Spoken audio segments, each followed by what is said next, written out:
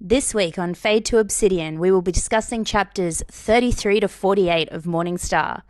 We recommend that you have also read to this point in this book to avoid spoilers. Please be aware that this episode contains discussions about violence and death as well as strong language. Listener discretion is advised.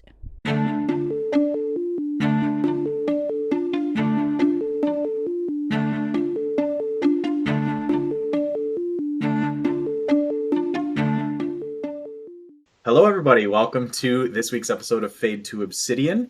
As always, I am Crescent, joined by my co-host Skipper. And today we have Scarlet on from the Den, our favorite Roque apologist. Yes. And first conspirator. Yes, the first conspirator. Yeah. I forget about that all the time. I just love that it took you several months to be like, what is this? Why do I have this like, role? who put that there? Yeah, because I never click my own name, so I was like, I don't know, it just didn't click, literally. But it made me happy, so thanks. Crescent, why did you name her the first conspirator? Because the night we were having our first real talks about the podcast, Scarlet was in chat, just kind of hyping us up, getting excited. I was like, all right. And I told her I was going to do it. And I was like, sure, immediately. Really? Oh my God. It was maybe 5 seconds after I said it. I was like, I'm doing it. And you just never noticed. Yeah. Oh, I'm embarrassed. But yeah. I think you two are the only two with special roles in the Den. Because Crescent, you are also father of punctuality or king of punctuality or something. Really? Yep. I've never seen that. I made a 13-hour drive and was off by my time estimate by 5 minutes. Yeah.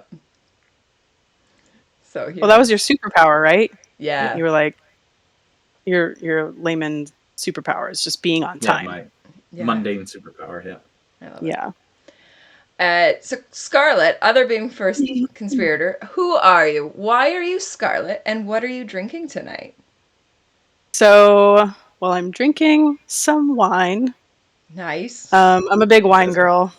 Amazing. It's a chalice. Thank you. It's like pewter. It's very sparkly. Yeah, just some wine, pouring one out for the boy. You know what I mean? Yeah. I'm called Scarlet. I don't actually know who named me, just the Den in general named me. But I think it was about the color red, and I'm a dancer and an artist, so it was about the color of emotion, basically, the color of rage and anger, but also the color of passion, blushing cheeks. Yeah. So I was very happy with it. It was very cute. That's awesome. I love it. Yeah. And we're going to need to get the elephant out of the room. I was dressed first, and then Crescent went and changed so we would match, and then you joined, and yours is not quite the same. But no, we've all got our I'm acid Mr. wash. Lupus. Yeah, and we've got our Pegasus Legion, so we're all matching in our acid wash. I just love it. Good well, work, that makes team. sense, because you guys are both Pegasus Legion anyway. Yeah. Just a normal howler. I don't think I would call you normal. No. You're extraordinary. Oh. Yeah. Oh, thank you. I was about to be like, you thought double-sided compliment. Thank you. Yeah, we just come on here, get people to come on here so we can just fucking roast them. I mean, that's what this is not your favorite character. I know that. So I'm ready to go tete-a-tete. Yes. A little bit respectfully. I am prepped to play mediator here because we have the Roque lover and the Roque hater, and I'm like, he exists. I don't know. It's a thing. Let's get this out of the way. He's not my least favorite character. Okay. Okay. Yes, I know who that is, but we can't talk about that. But he's not even top 3. Oh, all right. Oh, okay. Well, that's not as bad as I thought it was. I was waiting. Not get it twisted here. I understand the reasoning. Yeah. All right. He did my boy dirty. Spoil. I did your boy dirty? No. Roque Oh, did. he did. Roque did. Roque Sorry. did. It's Yeah. the audio. Yeah. No, he Yeah. did. Yeah, full disclosure, like I'm a Roque apologist, but like I get it. Like I understand. It's funny because until I joined the Den, like the only people I had to talk about this series with was like my sister. Shout out to Slice, I love you. And then Chief, who's one of my best friends. So like none of those people are anti-Roque. So it was really weird whenever I came into them. I was like, "Hi, happy to be here." And they were like, "Who's your favorite character?" I was like, "Roque." And then everyone was like, "Why?" And they were super super heated about it. So I'd never like felt the opposition Ooh. until the Den, because they're all Yeah, you like really chill. Yeah, because So, famously never Pierce had even to defend said, yourself. yeah, Pierce is even, someone said there's an interview and someone said something about Roque, and Pierce is the one who goes, ew, Roque. Yeah, Roque? Ew. Even because he Pierce knows. doesn't like Roque. I get it. It's fine. Yeah. We're going to have to ask him about it. We Oh my will. gosh. Yes, so this is, Well, we should have brought this up. No, this recording will Yeah, go this out doesn't get on released until 2 okay. days before. on 2 days before. So if you are watching this and you have Okay. not seen our Instagram, you've not seen anything, on the 28th, so 2 days after this podcast comes out, we will be doing a Q&A live with Pierce. So excited. Exclusively linked through the Den. So Yes. if you're not in the Den, hop in and experience it with us. Yeah, it's going to be, we're Crazy. so pumped. Yeah. So we April basically 28th at 5 p.m. Pacific Standard Time. 5 p.m. Pacific Standard Time, which is 8 p.m. 8 p.m. Eastern. I will be at Atlantic, so 9 p.m. where I am when we record. Yeah, Scarlet, it'll be 7 o'clock for you. Thank you. Yeah, Yeah. I got you. I was like, that's a lot of math. Yeah. 6 for Crescent. I think we've done all the time zones Yeah. now, other than Newfoundland. It'll be 9:30 in Newfoundland. Yep. And Europe and Australia can work their way out from that. So Right, they'll figure it out. they'll figure it out. Smarter than us anyway. North America's just behind. Yeah. Which, It's in fine. saying that, it will be recorded as well. So if you do not want to stay up until the middle of the night because you are in Europe or Australia, well, Australia will be their morning, but whatever. It will be recorded, but you will, again, need to join the Den to get that link. So we're super excited. Yes, we basically collectively spent an afternoon screaming, wanting to throw up. Yeah. Yeah, that was Yeah, it was great. Yeah. Yeah, And then Salem. we got to spend 2 weeks hiding it from all of you. God. Yeah. Well, I knew something was up because some Pegasus Legion members were like, "I have a secret," but they like wouldn't say, and I was like, "You guys are just being a tease." But it was worth it. It was worth the wait. So. Yeah. I would love to look back on some of what we've recorded since then, because there'll be moments where, like, definitely Badger said, like, we should ask Pierce this question, and Crescent and I are sitting there going, Just like, you're like, yeah, that is a thing. There's when we had Salem on, and of course Salem is actually who set this all up. She's the one who reached out to Pierce and did everything. And so there's a moment while we're recording and we're going on about, and I won't say what it is because whether or not we ask the question, and I'm just over here like nonchalantly writing down what we're saying of like, that's a question. Like, So it's, yeah. I know, I can't think of a good question. Which is like fine. a unique one, you know? Yeah. I have a while, but still. Yeah. We'll see. Figure it out. And I figure the best questions will come out while we're all just conversing and talking about different things. Yeah, most likely. Yeah, rather than forcing it out. But yeah, so that's our big news of the day. yes. But Other big news of the day is our very own Skipper has her birthday tomorrow as of recording. So if you haven't wished Skipper a happy birthday by the time you're watching this, go do so. Her birthday is on the 17th, so it's my birthday month. It will be past that. It will be past your birth that. month. My birth month. It's also your birth year. It is my birth year. You could celebrate that too. It's not her birth year. It's not her birth year. She's not it's the year of celebrating my birth. Does that? Yes, that's what I meant. Said. Or you're just being reborn this year. I don't know. We'll see. We'll see what Lightbringer brings. Maybe I am being reborn. Which on two accounts. So thank you to people who are in the den. We had a huge party yesterday. So if people are always wondering what's happening in the den, we got on voice chat forever and played some games and did some stuff. And that's stuff that we often do. Is the voice chat often gets away from us and turns into something fun. So if you're looking for yet another excuse to join the den, please come join us. Even if you sit in the corner on mute, we're cool with that. We put some Red Rising trivia that neither of you are in, and I would love to know if Crescent knows the answers to them. But after, You were not in the We'll trivia, talk Crescent? after. no, Crescent ditched. 'Cause I was No, I there. He was. went to Yeah, I went Tattoo to a Expo. tattoo expo. Oh, hell yeah. Yep. Did you get tatted? No, I did not. But I did talk to an artist that I've been wanting to talk to about my Red Rising sleeve. And I've known this guy for God, like 10 years. But Wow. we worked together a long time ago and kind of lost touch. But he went from working at Best Buy to tattooing. Cool. And I was like, I'm willing to bet that Red Rising is like right up his alley.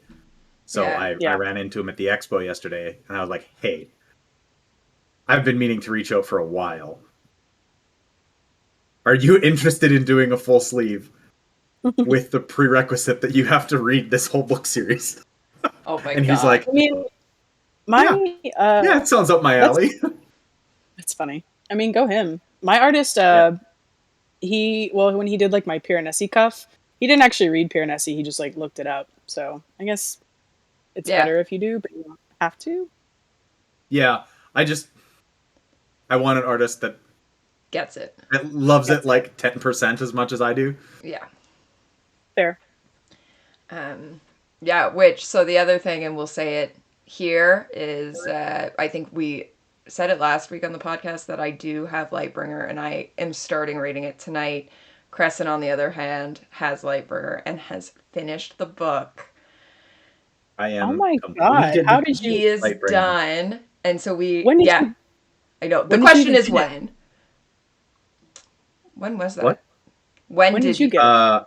I got Thursday? it Wednesday afternoon. Wednesday. And I didn't start it until after we recorded Wednesday.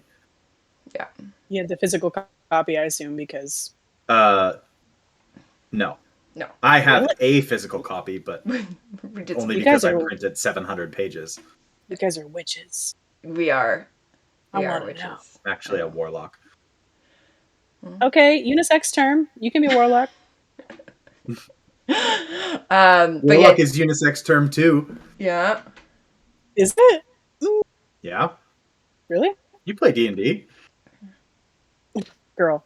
Like, sometimes. When I can. It's not very often that I get to. You're fair. As a class, yes. I Yeah. see what you mean. There you go. But yeah, And we're we all are about not class going here. to discuss Lightbringer whatsoever. I refuse to even and Crescent has been sworn to. I'll just say absolute this. Nothing. Yeah. Yeah. Yeah. He is I not. mean, I don't allowed want to know. comment. I know. I want to experience it. I don't Yeah. want to ruin it for anybody. Yeah.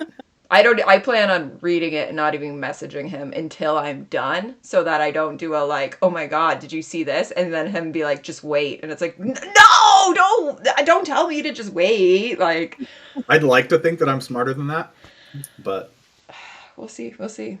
But yeah, so that's all of our big exciting news. It's a lot this week. So, yes. Yeah, it's been a big week. It's been a big week. Yeah. But yeah, Some if other you correspondence isn't. are, I know a couple people who have I haven't seen physical copies yet, other than if you managed to print out the PDF. But a couple people have it through NetGalley at this time. And if you are one of them, please message when I finish it.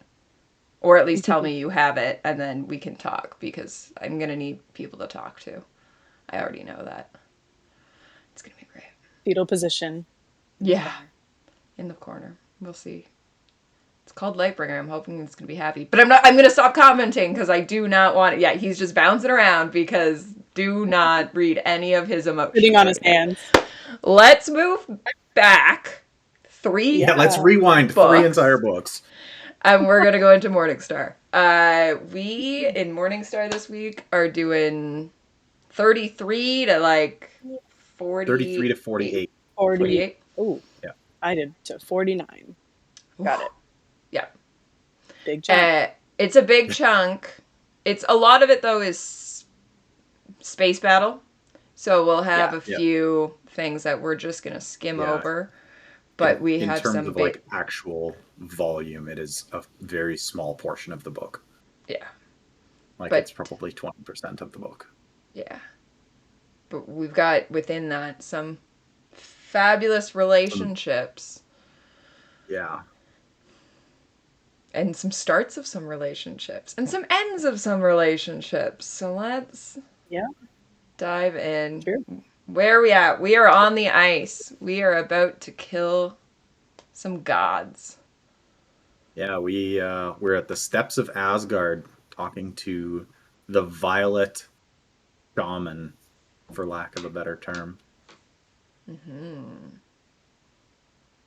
Yeah, and we get to see kind of the relationship between the Obsidians and them truly believing in the Norse gods, and the tricks that the Golds have been holding on for them. And you get to see Sephi's reaction of like, okay, if they're not god, like, are you sure they're not gods? Which always fascinates me, this kind of, she needs to see it to believe it, test the blood, all of that, and you get Mustang standing up to him. And the person who's actually one of the gods is it Mercury? Mercury. It's Mercury. Yeah.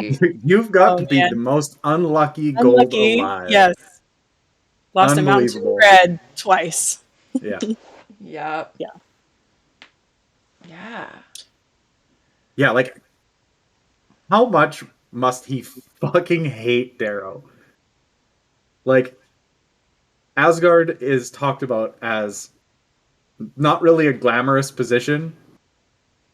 He's just kind of locked away in the ice. Yeah. And he goes from, being a relatively high-ranked peerless as a proctor of the Institute, and loses the mountain to Darrow and just gets shit canned, basically. Yep. And then loses Asgard. Like, what must he be feeling other than total dejection? Yeah. I mean, he was like a kind of a weird proctor, wasn't he? Like, he was like laughing and like super battle hungry, and then Darrow was just like, sit down, pulse fist. So, I mean, I think losing to it twice is just comedic in many forms. But he doesn't actually like live, so no, it's a pretty shitty end. He's just like, sucks to suck. My life's a joke. I gotta go. Yeah. But it's interesting to me during this part is the reaction they have to Mustang, where they're pleading with her pretty much of like, what are you doing? Like, it's one thing for Darrow, but what are you doing?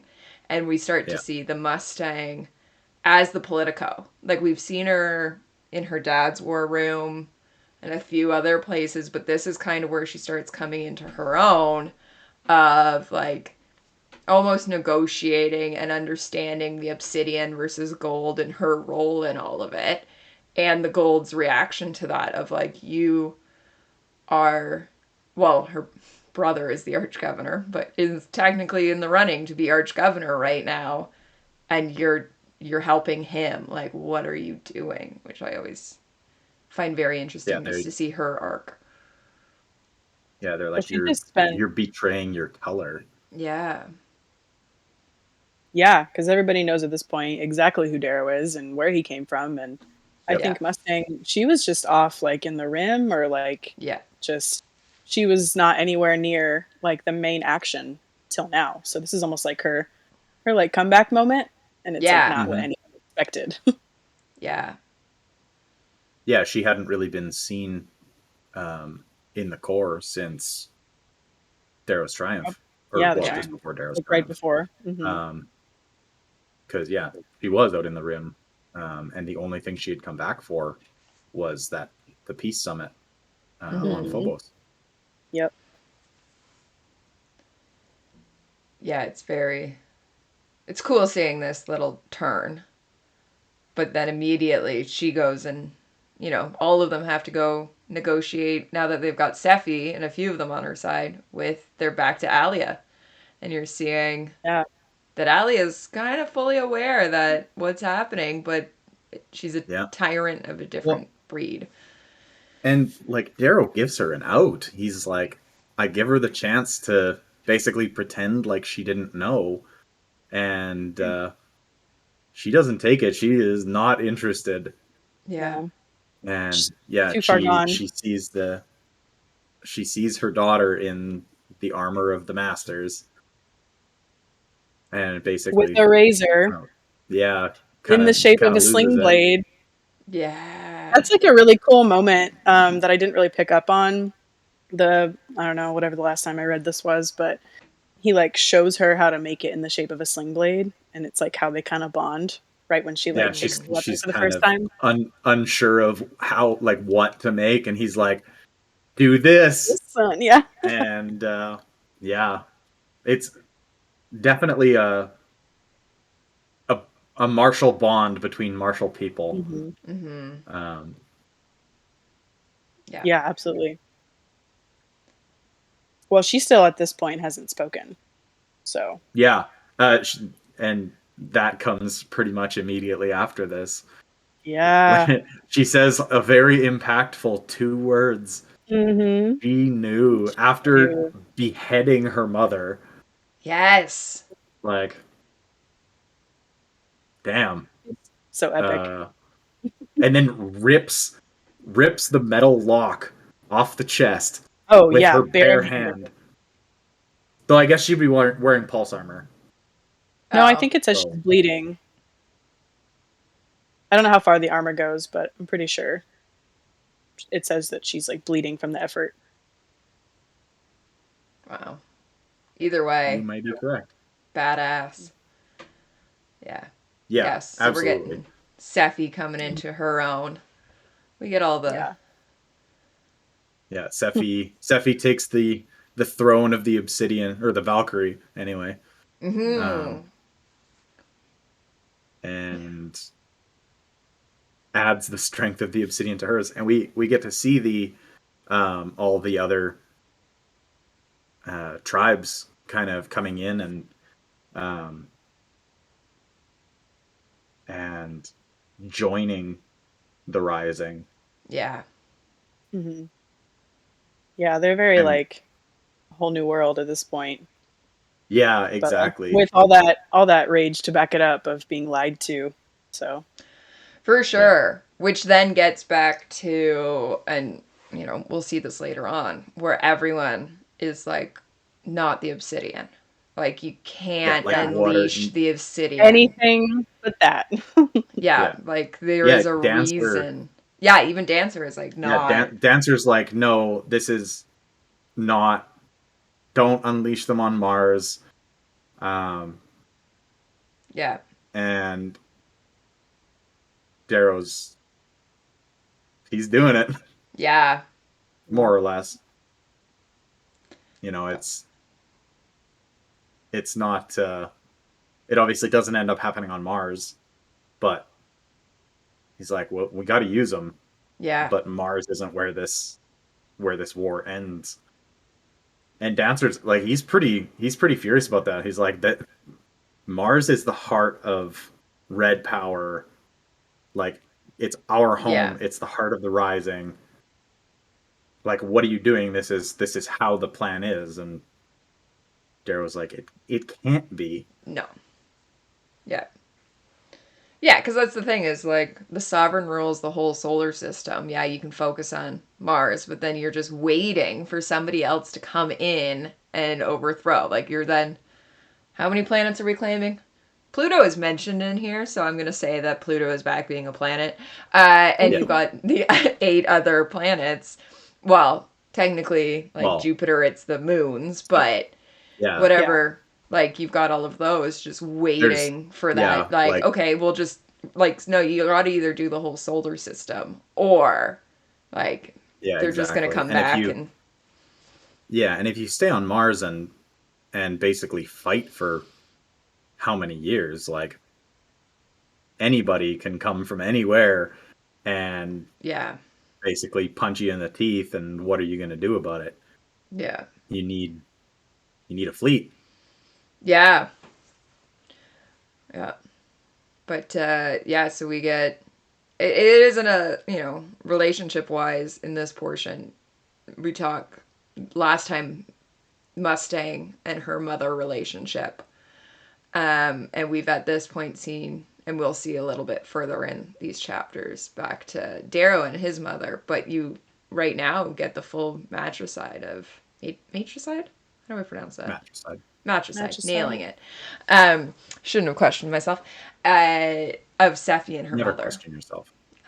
I do it all the time. But you get of Sephi and her mother in this just total, you know, Yeah, and there's not even a knowing what fight you have to too. do with it. No, it's Like, just a like you're done. Like I'm over yeah, it kind of a thing.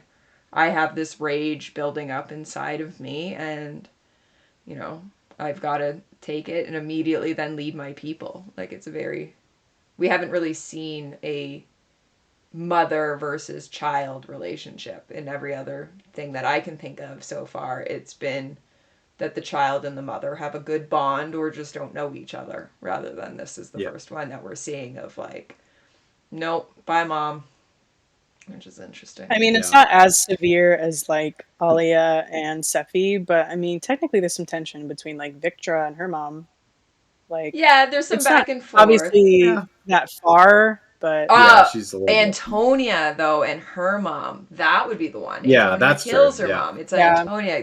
Good call on that one. yeah, yeah. Like mhm, Because obviously Victor's mom kind of flips back and forth yeah, yeah. but, so I think it and said, ends up on Darrow's side. well, I was gonna say, like, at least in that one, like, you get that Victor still clearly has a bond with her mom that she thinks she's on the other side and had already negotiated with her mom of, like, you Yeah, will yeah, change yeah, for exactly. me. And so yeah, her then mom it does flips. buckle. Yeah, but it's Yeah. Yeah, Antonia who Hmm. kills her mom. You are yeah. correct. Never gets the love she wants from her, Yeah. Yeah. Well, she's Yeah. a So that's bitch. which is interesting. very Oh, I think it says at some point, like probably in Golden Sun, like Victor's the favorite. Oh, yeah. yeah, Like, yeah. no, She no never question. yeah. Victor's mother never like controlled her accounts or anything, Yeah. And she whereas controls. she did for Antonia. Yeah. Was that a Yeah. control thing though, or was that just Victra being really independent? Yes, I think it's I feel both. like it was. I don't remember, but I Um, think it's Victra just being like, "No, I'm gonna be." Well, no, no, because I'm pretty Antonia is the sure. one who does not go by Julii. She is Yeah, she Severus. goes by Severus. Severus. Yeah, So it's probably the mom kind of being like, screw you. Like, if you're not going to honor me, then, like, I'm going to continue to treat you like a child, is the way I've always taken that, rather than yeah, Victra being like, hey, like, well, and especially if you look at their career paths, like, where is Antonia really? Career. Yeah, but Victra at least is a Lancer for the Augustus. Like, she's got that more, like, responsibility as much as Mhm. she's rash and we see her, making impulsive decisions. She does have the impulse, like, the responsibility bone in her and that loyalty, so it would make sense that the mom would be like, yeah, okay, you can have, like, you've proven to have control over your own accounts and your own ships and everything. Yeah. Fair. Which we will dig back into this relationship. I think later in this episode, is it not? No, it's next episode we get to dig into this relationship. So we'll have to put a pin. sorry. The Victra The and Antonia. sister. Yep. his sister. Spoiled just a little bit. Yeah. But There's an interaction between them. yes, something happens. But yeah. So anything else that we're commenting on the ice, or are we back up in space? Yeah, I don't think there's not there's much really else. not that much happens on the ice. It's kind of it's just kind of quick, honestly. Yeah. Yep. Yeah, well, we go from the ice back to Tinos for certain. Yeah, we take funeral. Ragnar back to Tinos. Yes, and we get so sad. the very sad funeral, and Severo sitting next to the coffin with Darrow, and talking about their matching tattoos and kind of. And that's the thing is, like, Severo's actually who got more time with Ragnar than Darrow did. Like, it's been the two of them for a year together. Like, this one hits home for poor Severo. Yeah. Yeah. We just keep getting so sad every time we talk, right? I know. Like, almost to say it, and it just I know. It's just sad. Yeah. Cheers to Ragnar. Cheers to Ragnar. Yes. But yeah, you do get that kind of cute moment between the two of them. And this is also where we start to see, I think, more bonding on the Howlers' part, even more. Victra being incorporated into a lot of stuff. And because, Mustang being more included and things. So I don't know. I don't know what to say about this. I'm just so sad. I can't move on. Do we think this is, well, right after this, when, they're speaking, Darrow and Severo, this is the moment where I feel like Darrow really has matured a lot at this point. Yep. Compared to how he was in Golden Sun, just through all the like trauma, unfortunately. But it was like so sobering for him that he's like, in this conversation with Severo, he's like, we are the light. Like, it's not the dead. Like, we have to carry it, and we're doing this for those who are alive and those who are coming after us. We're not, we can't stay in the past. Yeah. Yeah. Yeah, there's a lot of... And then... Sorry, go on. I was going to say, and then I'm fully convinced that when Victra passes Darrow in the hallway, she's going to bang Severo. Oh, 100%! Oh, absolutely. 100%. Yeah. She's like, I will make him feel better. 100%. Because I think he said something to her, and she's like, none of your business. When he said, where are you going? Yeah, and she's like, none of your business. And right? like, she's like, it's very cheeky too, yeah. Yeah, it's just like, Yeah. Right. So cute. Do we think that's the first time? Because that'd be kind of dark, but at the same time. I mean, it makes sense, though. No. Yeah. My ongoing theory is that, this was the question of the day today. When did we think this I have not started? been one of them. On a couple days. This was the read-along question of the day, is how do you think this happened of them being together? Because we do obviously get confirmation. Is that even in this part? We get confirmation in this part that they are together. But well, I mean, they don't say it, but they're just like, he's sneaking off to her room all the time, and no, it's right before they go to battle. He says she ended it. They have a fight right before. It's next section. Damn it. Okay, so. Ooh, retract. Retract that statement. Retract. Beep. Yeah. I think they're in the early stages, I think, because Darrow comments on like how he's been acting a fool and he's all giddy and cracking jokes and and he's like, growing a goatee. Stupid goatee. He's like, nice goatee. Yeah. Okay. Well, either way, whatever we feel, my ongoing theory is so you have to remember the beginning of the book when Darrow loses his grip on Victra and they're free falling and she almost crashes into the towers. It's Severo who glides in up space and grabs her. No, when they jump. We'll get to that. When they expect me. after leaving Aja. Yeah. He loses grip, and it's Severo comes up, grabs Victra. So you're going to start a little bit of like, I owe you a little bit of debt. But then when they're in the vacuum and they get sucked out, Severo, with the thighs. So you know once they've come back, they're now again having an we almost died moment. And that is where I think Victor would 100% be like, yeah, we almost died and this is a bonding moment. So let's have like near-death sex. Like the watermelon crushers. Yeah, he's like, I liked that experience. I would like to repeat it 100%.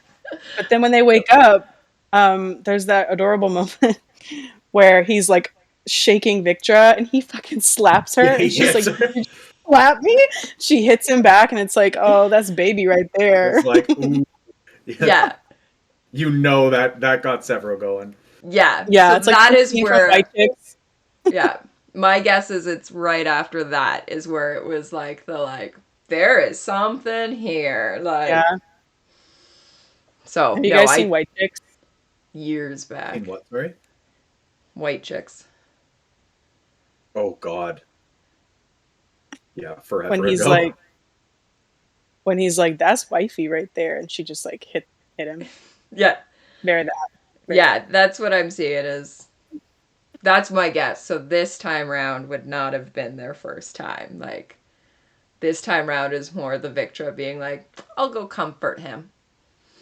Mm-hmm. Like, comfort. However that looks. Aggressive. I mean, I'm sure it was aggressive. Very yeah, that was my answer to the question is, how did it happen? Aggressively. Aggressively. I'm sure. Yep. Adorable maniacs. Oh, yeah. Yes. It is interesting to look at them, though, in comparison to, like, we're like, well, if it was Darrow and Victra, they'd be too passionate, too, like, burning fire. And it's like, how do we think that Severo and Victra are any better? Like, who is the responsible one in that? Like, no, it's your crazy matches my crazy. Yeah. Yeah. Yeah, it's that. Yeah. We've had these Rose Garden talks. We've labeled them appropriately. Yep. So join the den. Yeah, you can join the Rose Garden. Only if you're 18 plus can you join the Rose Garden. That is our not safe for work. Yep. But yeah. I don't know. I don't think I saw it coming, the two of them together. I don't think I did either. Because it happens kind of fast, I think. Not in like a bad way, but yeah. Like the first time he effectively sees Victra, she's like being carried to safety out of the oasis in Golden Sun, and she's like heckling, like being a crazy. Like, well, I don't he's know. The one. So I feel like that back then he's the one who's being rude to her because Quinn's just died, and she's like the one being like, what is all your problems? And Darrow has to be the one who's kind of like, not now. And like Severo goes off, and so she makes some comment about like, what's up with this short one? What's up with him? She's like, I don't think he likes me very much. She's like, that's not strange. Everyone likes me. Yeah, like I don't get it. Yeah, I don't understand. And then we get the what did you expect? Warm milk and cookies. Yeah. Like, I'm gold. Like.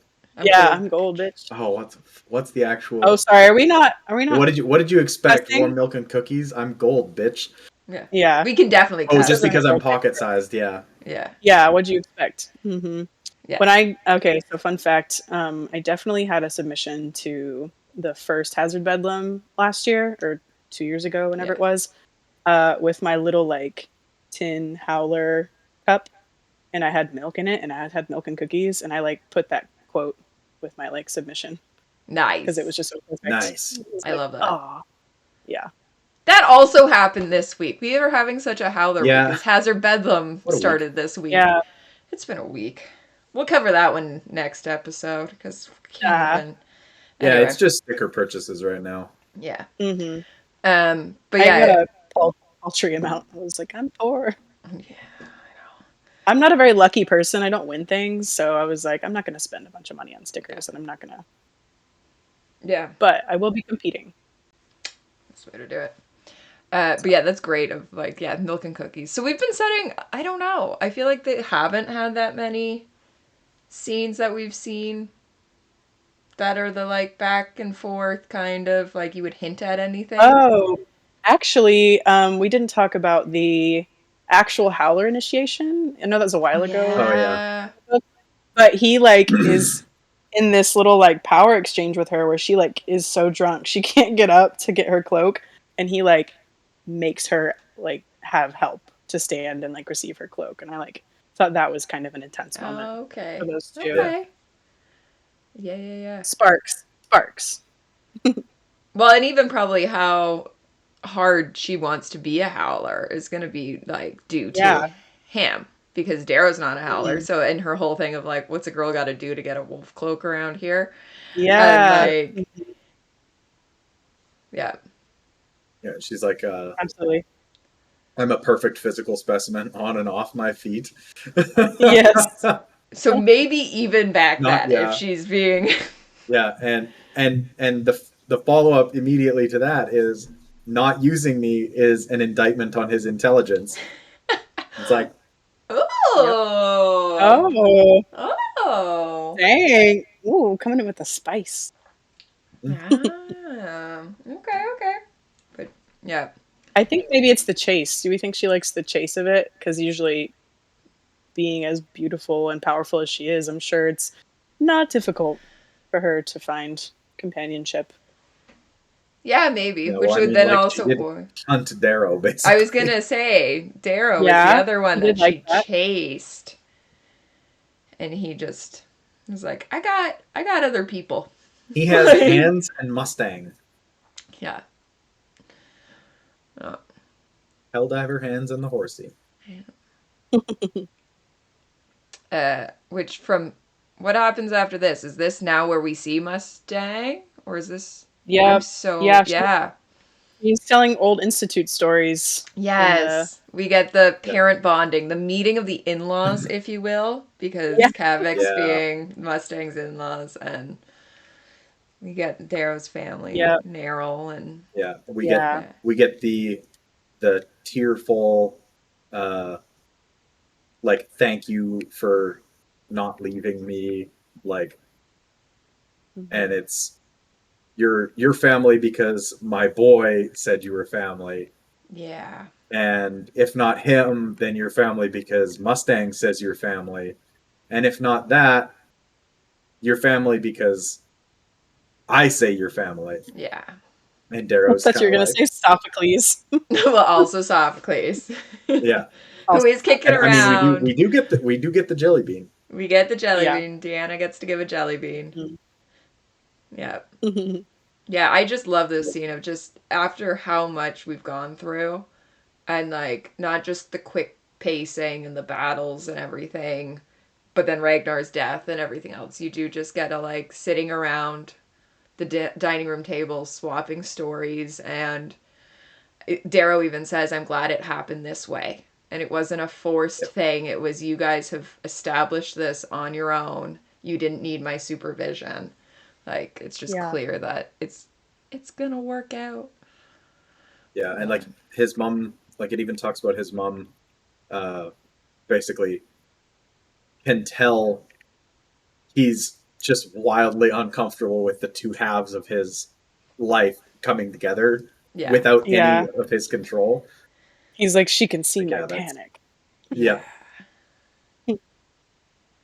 Yeah. Beautiful, messy people.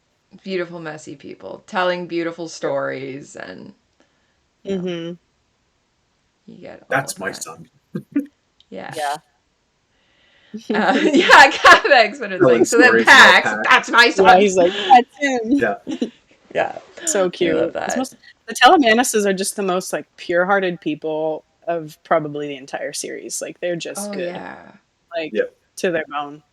Yeah. They're just. yeah. We had 'Cause I this. don't- We had the conversation. I can't remember if it was last week or the week before.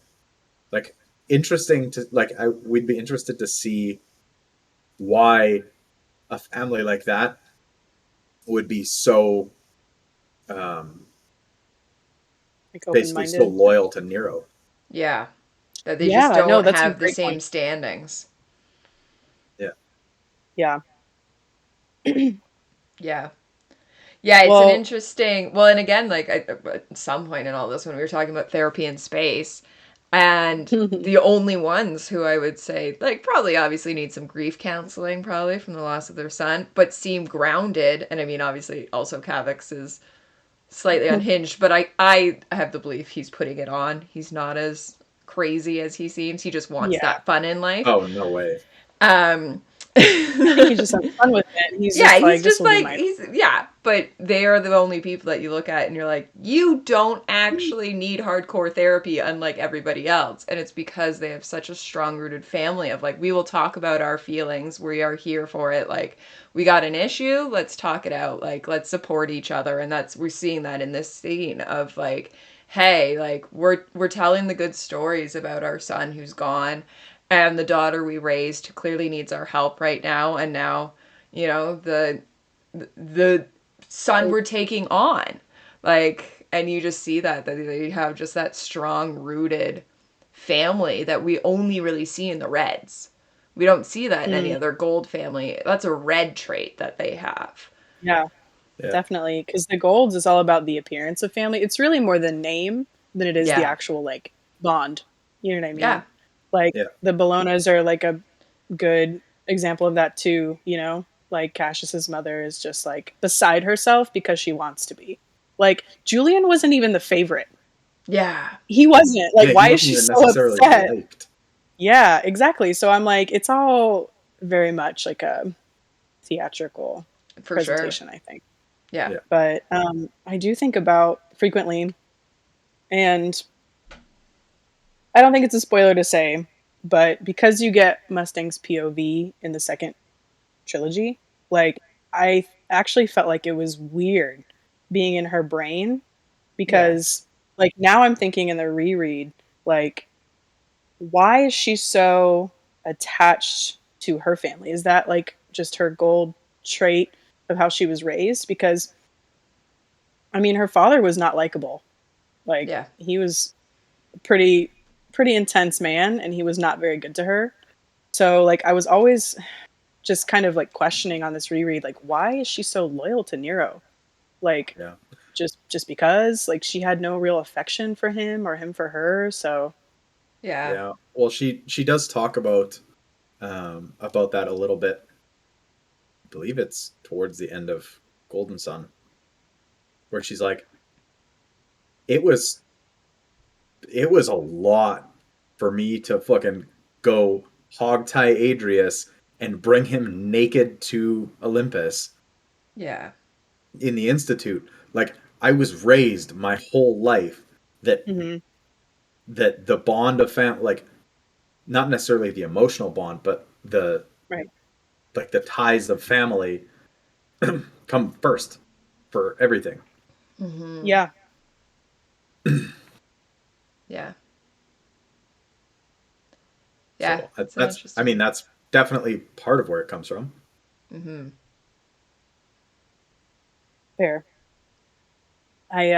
But I you just do find it bring up curious. a good, yeah, and but you see also like when she sees Nero for the first few times, especially even after she's thought he's kidnapped or whatever and they finally brought him back, like she's just kind of a like, hey dad, in comparison Yeah. to when she sees Cavex and he just like, oh yeah, I was captured again. I was injured again. Yeah. Like, and she's like, Yeah. stop being a damsel in distress. But like, full throw her hands over him. Like, oh my God, I was fully worried rather than Nero. It's like, oh yeah, you. But Cavex is the one that she's like, oh my God, like I have spent months or however long it was, like genuinely worried for your well being. And even like we see that in the last part where Darrow ends up kidnapping Cavex and her whole thing is like, do not hurt him.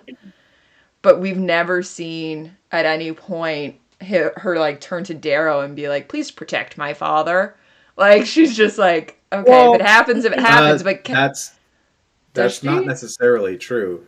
She does tell him not to let them kill Nero when they're going to Aegea. Oh, okay. Yeah. Okay. But Yeah. I feel like it's not the same vibe as the That's like. no, It's the absolutely. like. It's a political vibe of don't let him, rather than like Yeah. the like. I was genuinely worried about you. Like. Oh, for Yeah. sure. Well, Yeah. that's like, I guess the reason I think about it too is because, like I don't think it's a theme. That's the wrong word, but like something we see over and over again is Darrow deciding at each point who he's going to trust, right? And so we see multiple points of like, is Victra trustworthy? Is Roque trustworthy? Is Mustang trustworthy? You know what I mean? So like the fact that her character is called into question, I don't know, I think I just paid attention to it more because, by all rights, she's an Augustus. Like Yeah. she is wicked smart and not necessarily on his side until she really proves that she is. Yeah. So, Yep. Got a live one. Bottle lick in the. yeah, Um. I know. I saw Yeah. it. Yeah. But yeah, and then we get at the end of this, Darrow and Mustang left. But my favorite part is Deanna saying like, "Come home to Darrow. Like you need to come home to Mm, me." And then turns to yeah, Mustang and says, "You too. Like yeah, you Yeah. need to come super home. sweet. Both of you come home." Like it's just so Before they cute. take off to the actual. Yeah. To Ilium. Yeah. Yeah. Mhm. Oh, we get. We get I wanted foreshadowing there. to. I can't say why, but Yeah. I wanted to talk about a parallel that I noticed on this read through. Yeah. So when Darrow is in the penthouse, talking with Dancer in Red Rising, it talks about how my knuckles are pristine, like my hands are like brand new, and Dancer says, "You are a good man who will have to do bad things."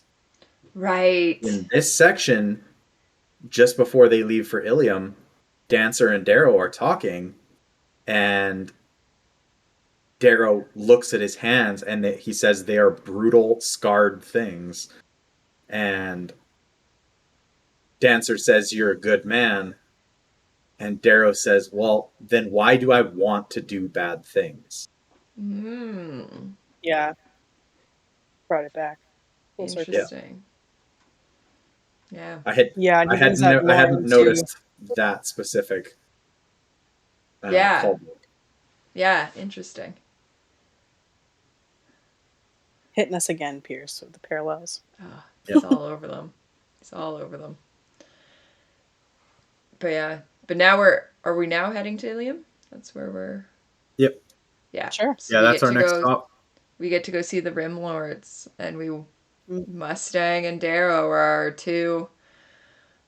Uh, you know, what's the word I'm looking for? Whatever. They're the two that are gonna go talk to the Rim Lords and try and Ambassadors. ambassadors. Thank Ambassadors. you.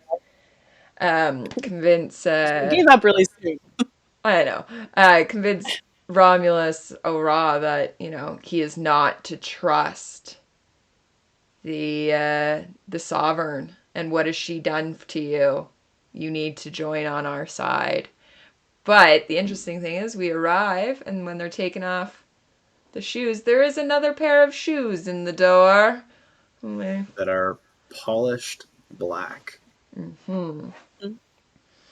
And I just like it though that they even describes how long it takes to take off the grab boots. Right. He's like, I'm so sorry. I'm so sorry. I'll be I right got there. so, I'm so I got sorry. so many Get out his, latches. yeah, get out his screwdrivers and Right. undo everything. Yeah. I live in these. I'm sorry. Yeah. Yeah. Like, God, the smell. Oh yeah. He's like And conscious of the then smell of his feet. Ugh. yeah. And then we quickly get to meet Romulus's daughter, Sarah.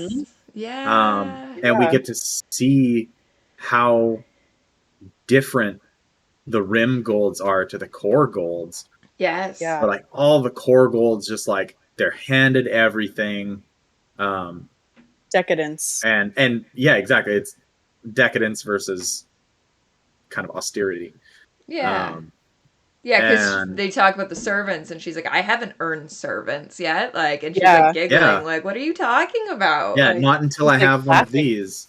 yeah. And like Can't watch Hollows Romulus till even they're says, 12. like, Yeah. yeah, Romulus even says, like, what parent would want their children to have servants? Mm-hmm. And like that is so different. Yeah. To the core It's goals. so badass. It's very like I don't know, like the minimalist like aesthetic of it. And like literally the very Spartan. similarity of it. Yeah. Mm-hmm. They're really cool. Golds are not my favorite in terms of like just of the colors, but like I like the rim golds a lot. Oh yeah. They're so different. And that they're they talk about how they're the honor of the rim golds is very much intact, and it means a lot to them, whereas in the core, honor is convenient. Like when it's convenient, they're honorable. Yeah. And you know, Darrow has eaten at their table, and so he's safe. Mm-hmm. But I think it is interesting how Darrow actually makes sure to ask, like, does that extend to Reds? No, that's smart. Yeah. Oh, absolutely, it's smart. I think was that Severo actually? Who asked that? I don't think so. I'm fairly certain it was Darrow. I think it's when they're deciding, because his Romulus's sister came out and like invited them. We don't have to spend time. No, you are right. Do the rules governing treatment of guests extend to Reds or just golds? Yeah, and he's like, "Hey, thanks for looking out." Yeah. Yeah. I just read this today, so. Oh, so you're real on top of it.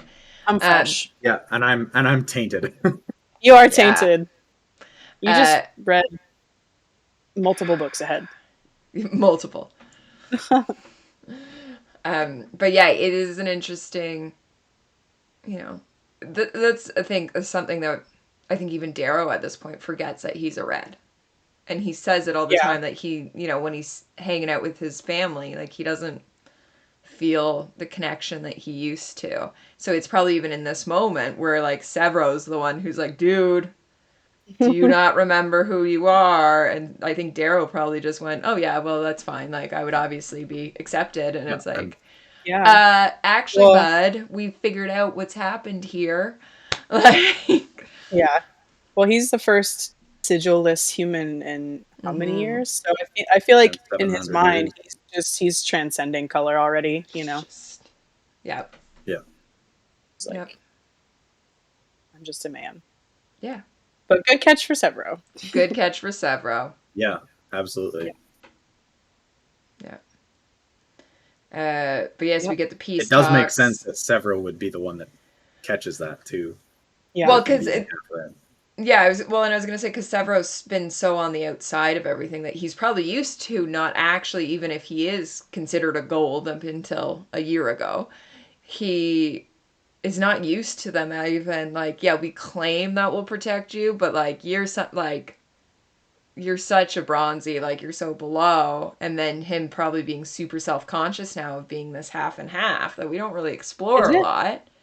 Is it actually public that he's half and half, or is that just not like public at this point? Yeah.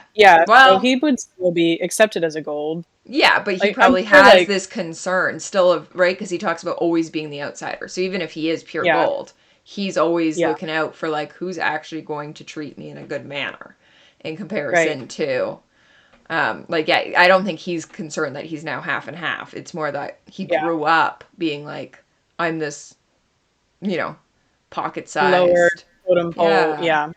So Well, would I be think the one who's too, worried about that. we don't know much about it. So he hasn't necessarily been to Io before, but he spent time out on Pluto. Like he's been to the rim before. Yeah, So that's true. He might be a Yeah, little bit more familiar. Yeah, he's got more worldly, solar system-y experiences. Yeah. Yeah. But well, so then we get the peace talks, and who's hanging out at the peace talk? It's Roque. It's your boy. It's the boy. Very nice. I like. Yeah. Yep. Eating cheesecake. Yeah. Drinking coffee. Being Just hanging emo. out. Jealous. I love cheesecake. Me love too. cheesecake and coffee. Yep. That's what we Admiring a should have drank. volcano. Yes, we get the volcano is right there. Yep. We're just hanging out. I totally forgot this like- was part of the book too. Like I remember the bulk of it, but it's been so many years since I've read it. I like forgot Roque came to this peace talk, or not peace talk. This negotiation. Negotiation. Yeah, which they are both supposed to be negotiating. It is not supposed to be that Roque is there all. So it is two negotiations have now combined into a bartering. Right, and Romulus is like Romulus coming out to the dust. Yeah.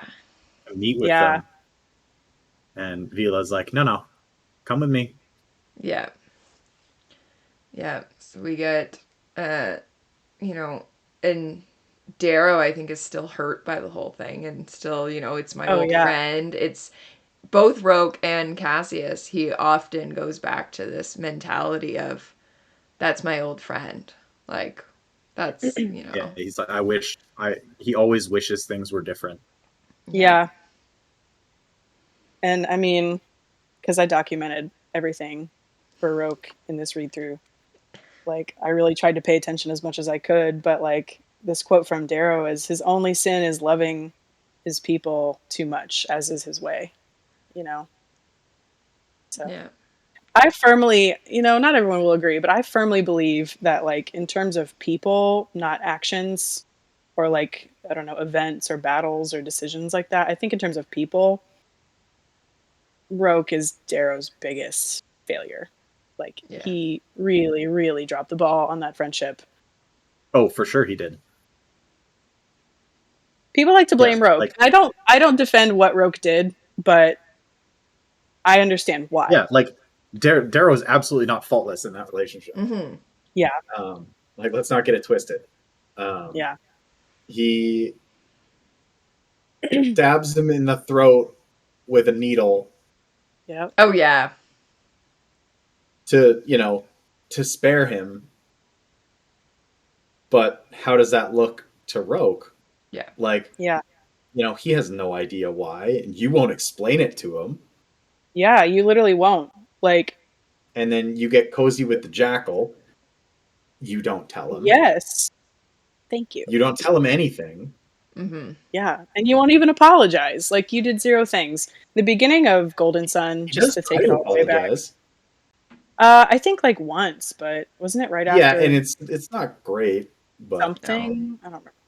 But it's been it's after the Iron Rain. Yeah. Yeah, it's after the Iron Rain because it's the whole she's here, she's on Luna, and like Darrow's like, I know. And it's like, at least let him pretend that he found something out for you. Yeah, and I just think like the maturity of Darrow and Golden Sun is like a big reason why that relationship didn't work out. Because let's be honest, Golden Sun Darrow is arrogant. Like he thinks he knows 100% of the time. And then in Morningstar we get like humbled Darrow, who realizes that he cannot do everything. Yeah. And he has to lean on other people.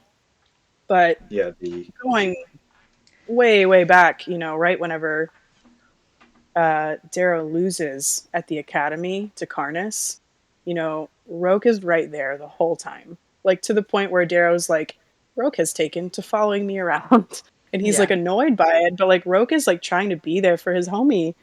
And, he just always shows up when he's not asked to show up.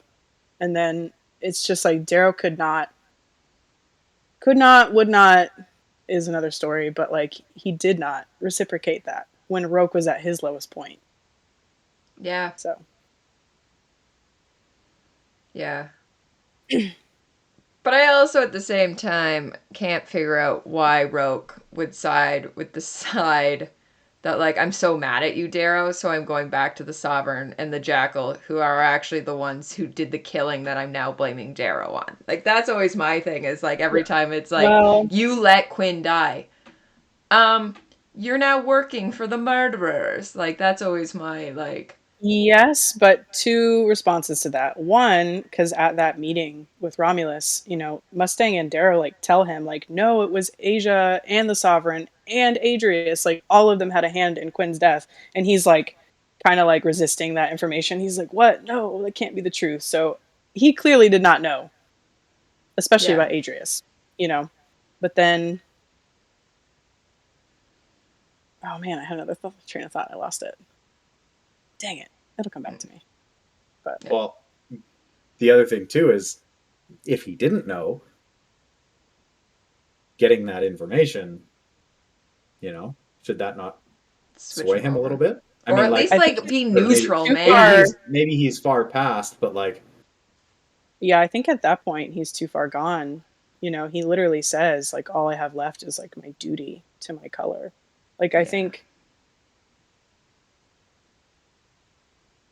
from his perspective, right, Darrow's his best friend, notwithstanding Severo, but like Roque is really there for Darrow. And you know, when the gala scene happens, he just suddenly is turned on, and then there's no explanation. Um, he doesn't ever get any kind of conversation out of that, and I think he's just really wounded and really alone. Not to mention, like, you know, this man had like no real family. I mean, he has family, but like he was raised by like nannies and tutors, and like Yeah. I think he's been really fighting to have relationships that matter like his whole life. And he finally found that in the institute with Darrow and with his house, and that's why he stayed, you know. So to have like that one person, kind of similar to Tactus but obviously not exactly the same, like there was like this one person who really made him feel seen and like he mattered. And I think that whenever that was gone, you know, and then Quinn obviously, Yeah. but Yep. all that was left was like his ideology, you know, Yeah. how he was raised, Yeah. Yeah. which he does romanticize, mm-hmm. which He I love. definitely Absolutely. Well, he romanticizes everything. Yeah, which that's why he's my favorite. Like That's fair. You like he's just the not my poet. he's not like my book crush. Like I identify with him probably out of like any of these characters. Mm. Yeah. So yeah, he was just pushed to that edge, that point of no return, I think, which is unfortunate, but I get it. Because Yeah. I mean, that's any relationship that you put a lot of effort into, you know, like when you're holding it down for someone for a long time, and at a certain point, they're just basically like, "Fuck you." Yeah. Yeah. Like, you're gonna let that relationship go if it doesn't serve you anymore. You know, it has to be a two-way street. For Otherwise, sure. Yeah. it doesn't work. Yep. Yeah. No. Yeah, and that's why I wish wash on him. Cuz I get it, but also when he's given new information, like he won't accept it, of like, you are working with the killers that you are blaming me for. Like, and it's like Mhm. he never just internalizes to be like, oh, like that little bit, which we see in this. So back to the negotiation or whatever it is we're talking Yeah. about, is when we learn that it's all the, is it helium-3 has been taken, and they are now hoarding enough that could be used for a second like killing of Oh, a it's all moon. the nukes. Yeah. Oh, sorry, all Yeah. the nukes. That's what it It is. is the yeah. And The has Yeah. to, you have to watch him trying to grapple with the who am I working for? Who? But he knows that going into like he. Well, And I so think, I mean, he knows Darrow is lying. You know, I think that that sense of trust just because it was never repaired. Like, why would he flip? Yeah. You know, like Darrow's given him no reason to come back. Right. Like, but the Sovereign's not really given a reason to stay. And especially in this part where we're now seeing of like the nukes are gone. What do you know? What do you not know? Like, he just doubles down on stuff rather than. And it's not like he didn't know about these 30 megaton nukes. It's just, no, we didn't grab them. Yeah. They're there. Yeah. We just didn't grab them. So he knew that the Sovereign had this. Like, that's the kind of person the Sovereign is. Yeah. But at that point, I mean, Roque is an island. Yeah, for sure. Yeah. Where does he? Where is he going to go? And he has to make an alliance somewhere in this world. Yeah. Yeah. I think he's backed into a corner. Yeah, for sure. Yeah, well, and like the other thing too is like, sure, you flip Roque. What's the Sword Armada gonna do? Yeah. Like, Roque starts, blatantly being like, all right, this is some pro rising moves. He's gonna catch a bullet in the back of the head from one of the. Yeah. It's like damned if you do, damned if you don't. Yeah, exactly. Yeah, he's gone too far at this point. Yeah. Well, he has too much, I don't know, too much influence, but at the same time, not enough. Like, too much influence on the wrong side. And then, no, but at the same time, he's replaceable to that side. Oh, 100%. Unfortunately. Oh, yeah. So, because that's how they play. But, I mean, I think he's just still, like, just equally as much as Darrow was wounded by Roque. I think Roque is still wounded by Darrow. Yeah. You know, I don't think he ever wanted things to be like this, but I just feel like very strongly. I think I have a quote, actually. Yeah, so he's talking right whenever he's trying to leave. Darrow, like, kind of chases after and is like, wait. And Roque says, gold, red, it doesn't matter. Your spirit is black. Quinn was good, Leah was good, and you used them. You are ruined, Darrow. You drain your friends of life, and you leave them wasted in your wake, convincing yourself each death is worth it. And he's not wrong. I think that's a very intense take on it, but from Roque's perspective, like, he's leaving no man untouched. So. Yep.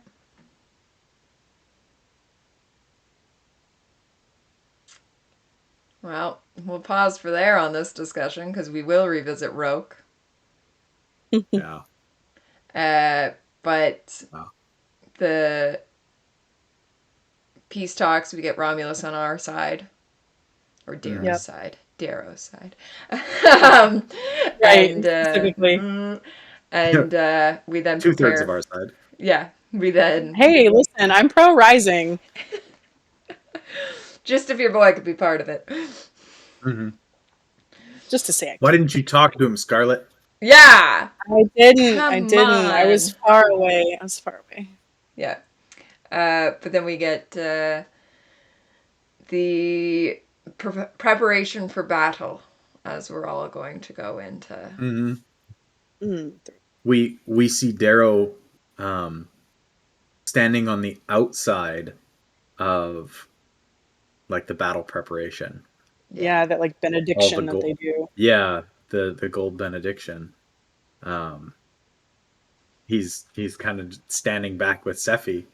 Yeah. Because obviously, he's a red. He can't participate in gold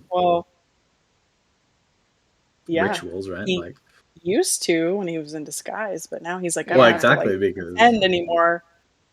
Yep. Well, and it's a rim. Yeah, that's true. Like, it's a rim ritual that's going on.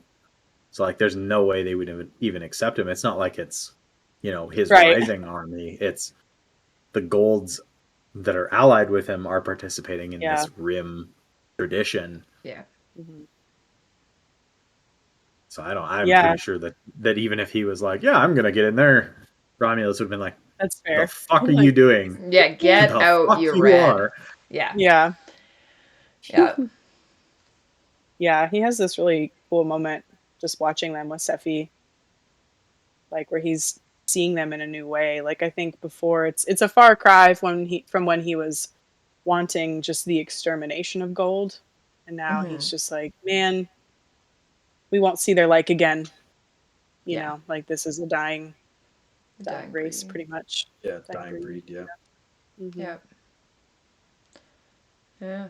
But yeah, then we go into everybody on their different ships and everything. And we get the kiss, which is my favorite. Everyone was in the den talking about, I think, Ragnar's death on the day that I had read ahead, and I was like, guys, the Mustang Darrow kiss. It's just so Disney, like, come back to me, like, you know, like I'm doing this, like, can we please establish before one of us dies that like there was something here, and it's so brief, and like I just love that. Yeah. But this is the moment where Severo and... Is this not the moment Severo and Victor break No. up? Nope. No. Nope. No. Darrow says to Victor, you're supposed to be on... Oh, you're right. Yeah, but Victor refuses to leave her his side. Yeah, and Victor she goes, this isn't the... Oh, what is the name of the ship? We got a bunch of ship names in these chapters. Pandora shows up in this one. We get... yeah, but that's Antonia. Yeah, I'm trying to think all of the different... It's like the echo of something, or the song of something. Persephone. Persephone's a ship in this. Song of Persephone? Persephone's null. Yeah. Yeah. There's a bunch of like smaller ships that we only see like in these chapters. Yeah, we get a whole bunch. But yeah, Victor is supposed to be there, and she just wanders onto Darrow's ship, which is great because we get these like back to back. You're supposed to be on the Shout of Mycos. This isn't the Mycos. She bites her lip. Well, I suppose I got lost. I'll just follow you around so that doesn't happen again. Prime? Yeah. And then Severo sent you, didn't he? Yeah. And she says his heart is a black little thing, but it can still break. Yeah.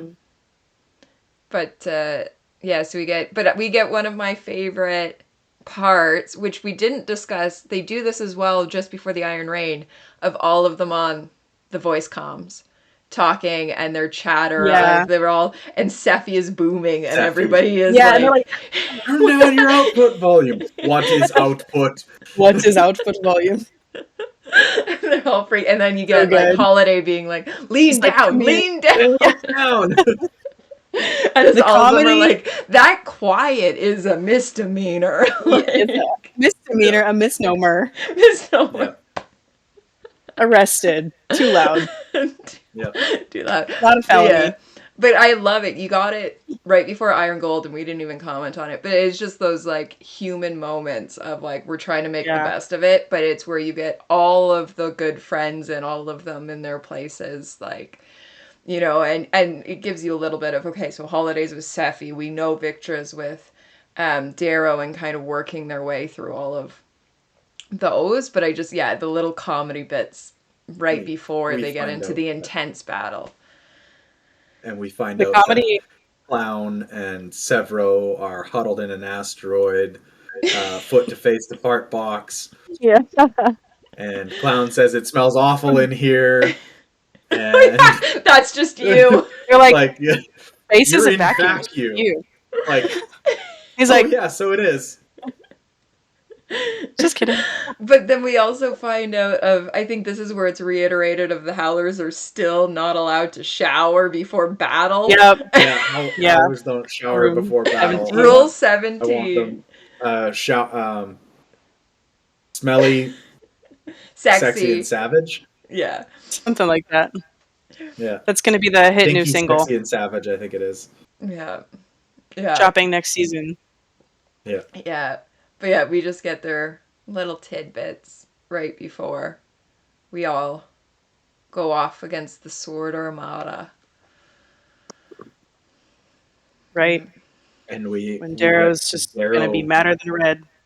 Yep. Or madder than a violet. What's the term? Madder than a violet. Madder than violet is the term. Yeah. And I love that Darrow's whole plan kind of hinges on Roque not realizing, like, not necessarily how actually insane he is, but the insane shit he will do. Yeah. He's like, Roque thinks he knows me, so I will hide behind this flaw of character. Mm-hmm. And he just launches claw drills at Roque's ship. It's like, what the fuck? Yeah. I remember the first time I read that, I was like, you can do that? And like Rollo, who's I guess been with them since Phobos, and he's just like a homie now, like retrofitted these like thrusters. I was like, this is insane. Like, you better drill into spaceships. And it's not just like that thrusters have been retrofit. They're synced into the fleet. Yeah. Like, it's legit. Because one of the blues basically saves Darrow. Like, he would have been fucked, but one of the blues on the ship like adjusts his will. Like, yep. Mm-hmm. Mad. Yeah, Mad we shit. get him. What an absolutely fucking manic scene. Which is this the first time we see Darrow back on a claw drill? No, no, because he drilled down through in Golden Sun. He drilled. No, that was a Leechcraft drill. Oh, it was? Yeah, it was. It was the thermal drill from a Leechcraft. Like, you're talking about dropping into when he pennies. Yes, it was the drill from a Leechcraft. So this is the first time we're back on. Because he was gold. He was gold then. Oh, so I'll shut up. No, this is why we keep him around. No, in my mind this whole time I was like, oh, it's a claw drill, but yeah, no, it's literally not. just a fucking thermal disc that just gets ridiculously hot and just melts through. I'm not gonna lie, sometimes I struggle. Sometimes I struggle with the visuals of these things because they don't exist. So I'm like, wait. This is one of the scenes, though, I remember even my first read through and continuously, and I'm not someone who usually visualizes the whole thing as I go. Like, I'm just not a visual person. And this is one of the ones of having the claw drill fully like drop through that is ingrained in my memory of just how it's written. Like, it's just so... right, and then having people have to like jump down with after, because we do have Victor following him around. Yep, with the Valkyries. But I love that he like has that really cute moment with the other Helldivers, and he's just like, all right, let's burn. I'm like, oh, that's so badass. Yeah, so cool. Yeah, very cinematic. Dies. Yeah. Yeah, the amount of close calls. His head taken off by a rail slug. Yeah. No, one comes up like through, like almost hits him in the balls. Yeah, like it almost takes him through the groin, and like he's like basically rings through the cabin so hard that it rattles his teeth in his skull. Yeah. Like, it basically skims up along his torso. Crazy. Goddamn. Yeah. I know. Like, everyone clenched a little bit on that part. Oh yeah. But and then we get where it dents, until it stops and dents the metal like an alien baby or something like that. And then right after this, we get the infamous line of "I am Felicia." Oh, and Victra's "Bye, Felicia." Bye, Felicia. God, yeah. I fucking died laughing the first time I saw that. Same. The humor in these books just scales like so evenly. They get progressively so funny. So this one, am I doing it right? Yeah. So this is my first time I met Pierce was in Toronto for Morningstar, and I had read them, but when you're doing the signings, you don't want to ask questions that are going to be too spoilery to the rest of the room. So I was trying to avoid what I was saying. And so I asked the question, and this is in front of everyone. And I am front row because we all know I'm that person. And so it's like me, Pierce. And I'm like, so like, why do you add so many pop culture references to your books? And he just looks at me and into his microphone yells, "Bye, Felicia!" And I was Oh just my like, God. oh my God. Like, I Right. was Turn down dying. your input. Yeah, it was just this thing. And I was Turn like, down your output volume. yeah. But yeah, he just, and then he, I think, looked at me and he's like, continue. And I was like, nope. Damn. Like, nope. But his whole thing was he figures And- everyone who's reading this is into the same level of references, pop culture, all of that he is. And so we'll get amused. And if you don't know what's happening, you don't lose anything. Like, it just becomes a very awkward, like, why would someone going into battle introduce themselves? Like, that's all it becomes, is like, that's a bizarre thing for someone to do, and then, but it's all just a setup for the, bye, Felicia! But, no one does it like the Telemanises, except maybe Felicia. yeah. Felicia, Al. That's whatever the true. Yeah. The world will never know. We don't know, and we That's don't between- care. fuck. Her That's between and Pierce and the pages. Yeah. Oh. I was like, God and Pierce. God and Pierce are the only ones who will ever know. And Maybe he didn't give her last name. Maybe we should ask him. No, he definitely did. He Like, what? He did? He's got names got back. and everything for everyone. Yeah. Well, then we should ask him. We should write this down. I'm just gonna put it in Reaper's room right now. Reaper's room. Somebody. You have Where no the Scarlet, I don't know if you've fuck? seen. I finally get to get rid of this post-it note because it has to do with Roque, and I thought of it weeks back. But this one just says Pierce skiing on Mars. Who knows? Who knows what's happening? This one says What is Pierce soundboard. You don't get to know context. I just, in the middle of recording, write these things. But now he's actually going to drop it in the Reaper's room. I'm like, for those listening, what's your Roque one? well, we can't talk about it until the end of this, and then I'll bring it up. Oh, my bad. Yeah. You're like a chapter ahead of time. For those listening and you don't know what the Reaper's room is, it is where in the den we like all the questions you've ever wanted to ask Pierce. So it's obvious it's been around since the beginning of the den, and we are finally putting it to good use. So some of the questions, weird. Some of the questions have been in there since November, and some are coming forward this week. And so that's where we're going to be taking majority. We have some others in our back pocket, but majority will be coming from the Reaper's room. So join now, and you can like tomorrow put up questions, because then I think we're closing it down before it goes I think up. we're closing it down like We might be closing it 2 down. days before? I don't know. It might be down by the time you're watching this episode. So for the next time we get Pierce, false alarm. Don't do it. Don't still do join it. the den. I mean, come hang out, but But no questions for you. You should have joined earlier. But if you're in the den, like by that time, don't you get to ask real time questions, or no? We're doing it all. No, we're not doing beforehand. real time questions. Everything Okay. will be preset. Gotcha. Which goes into my Pierce soundboard post-it note, but I'm not even going to explain that one. Anyway, no, Fair. everything we do is going to be preset, just so that we're not night of stumbling over who's what, where's happening. It'll just be flow. Yep. So think it over there.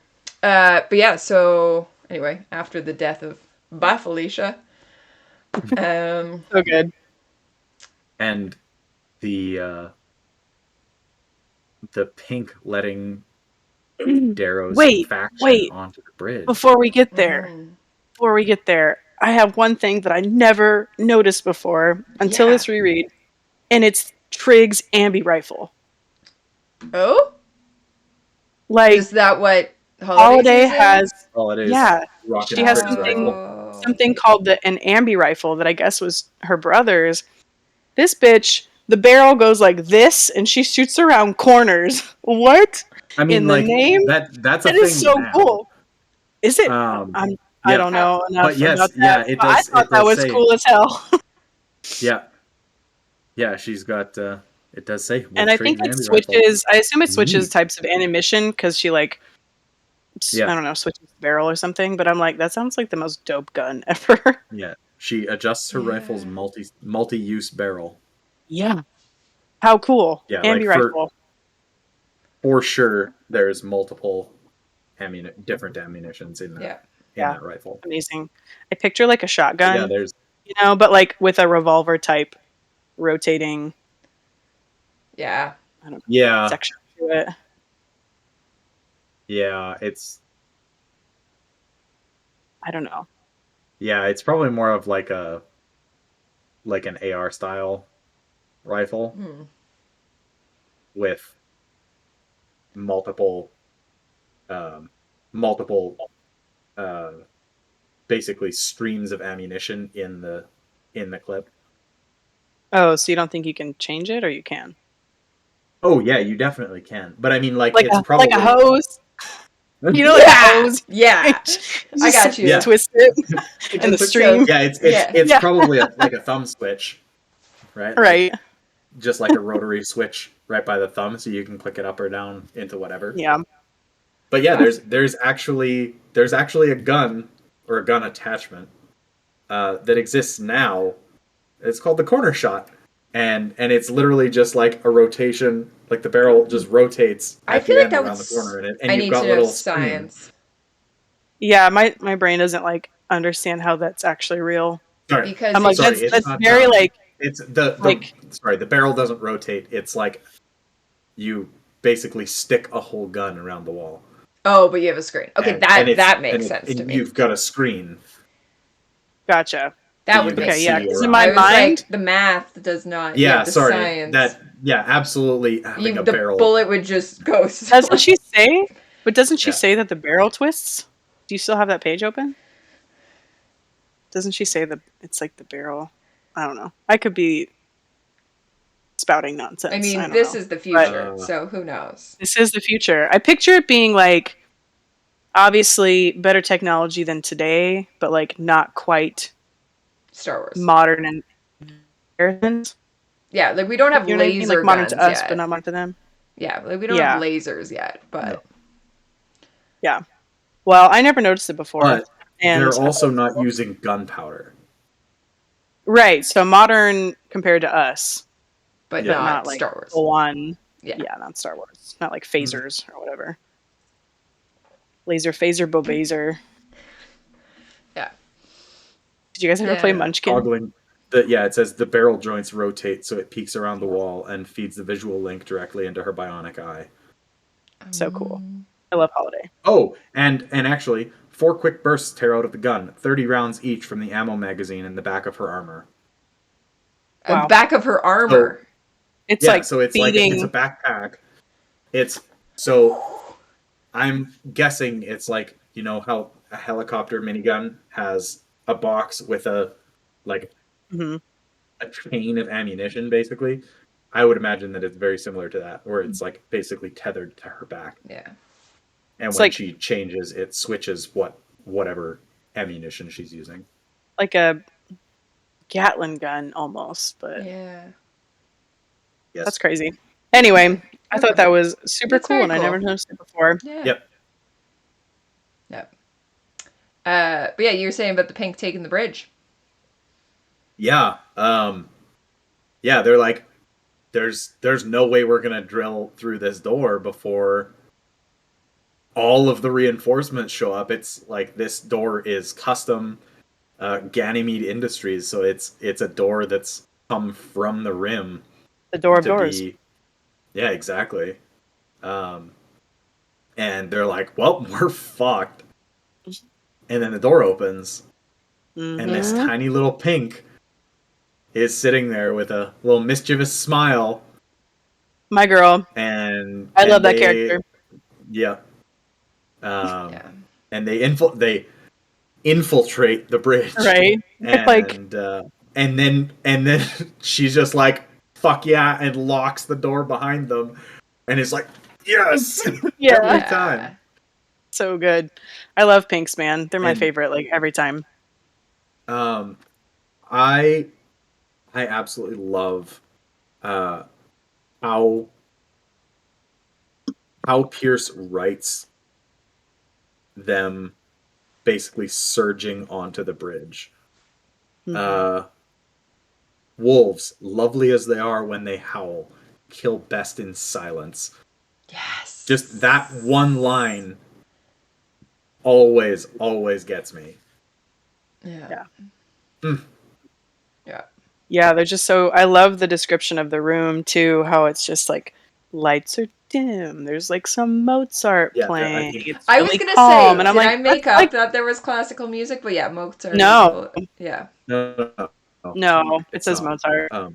It's what you got to Hmm. expect from Roque, is that at all times Yeah, classical music. He's gonna be our poet to the hell yeah, end.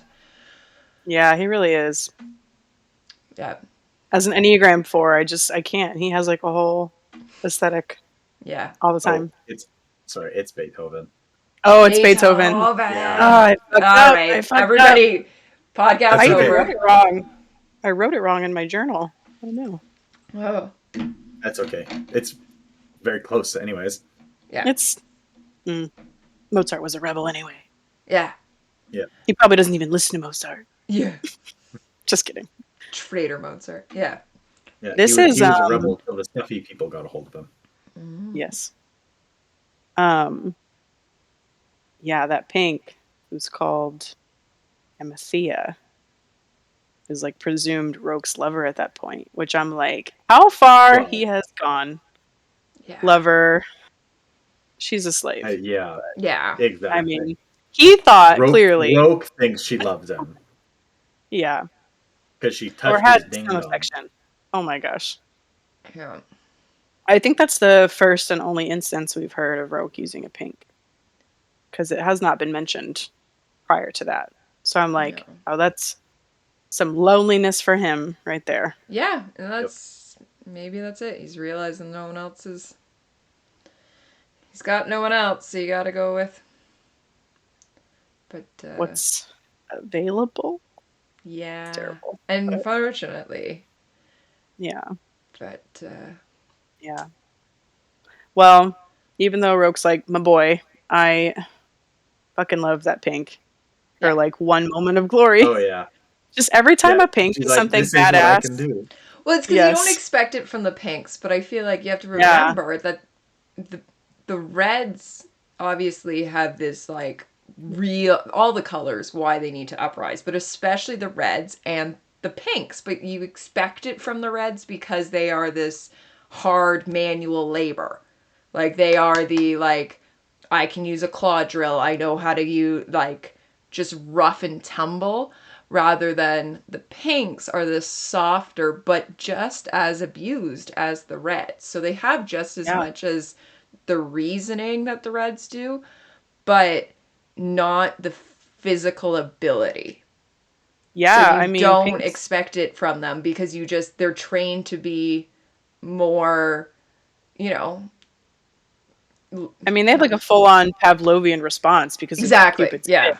You know what I mean? So like Yep. they're literally their whole existence is obey or be in like insufferable pain.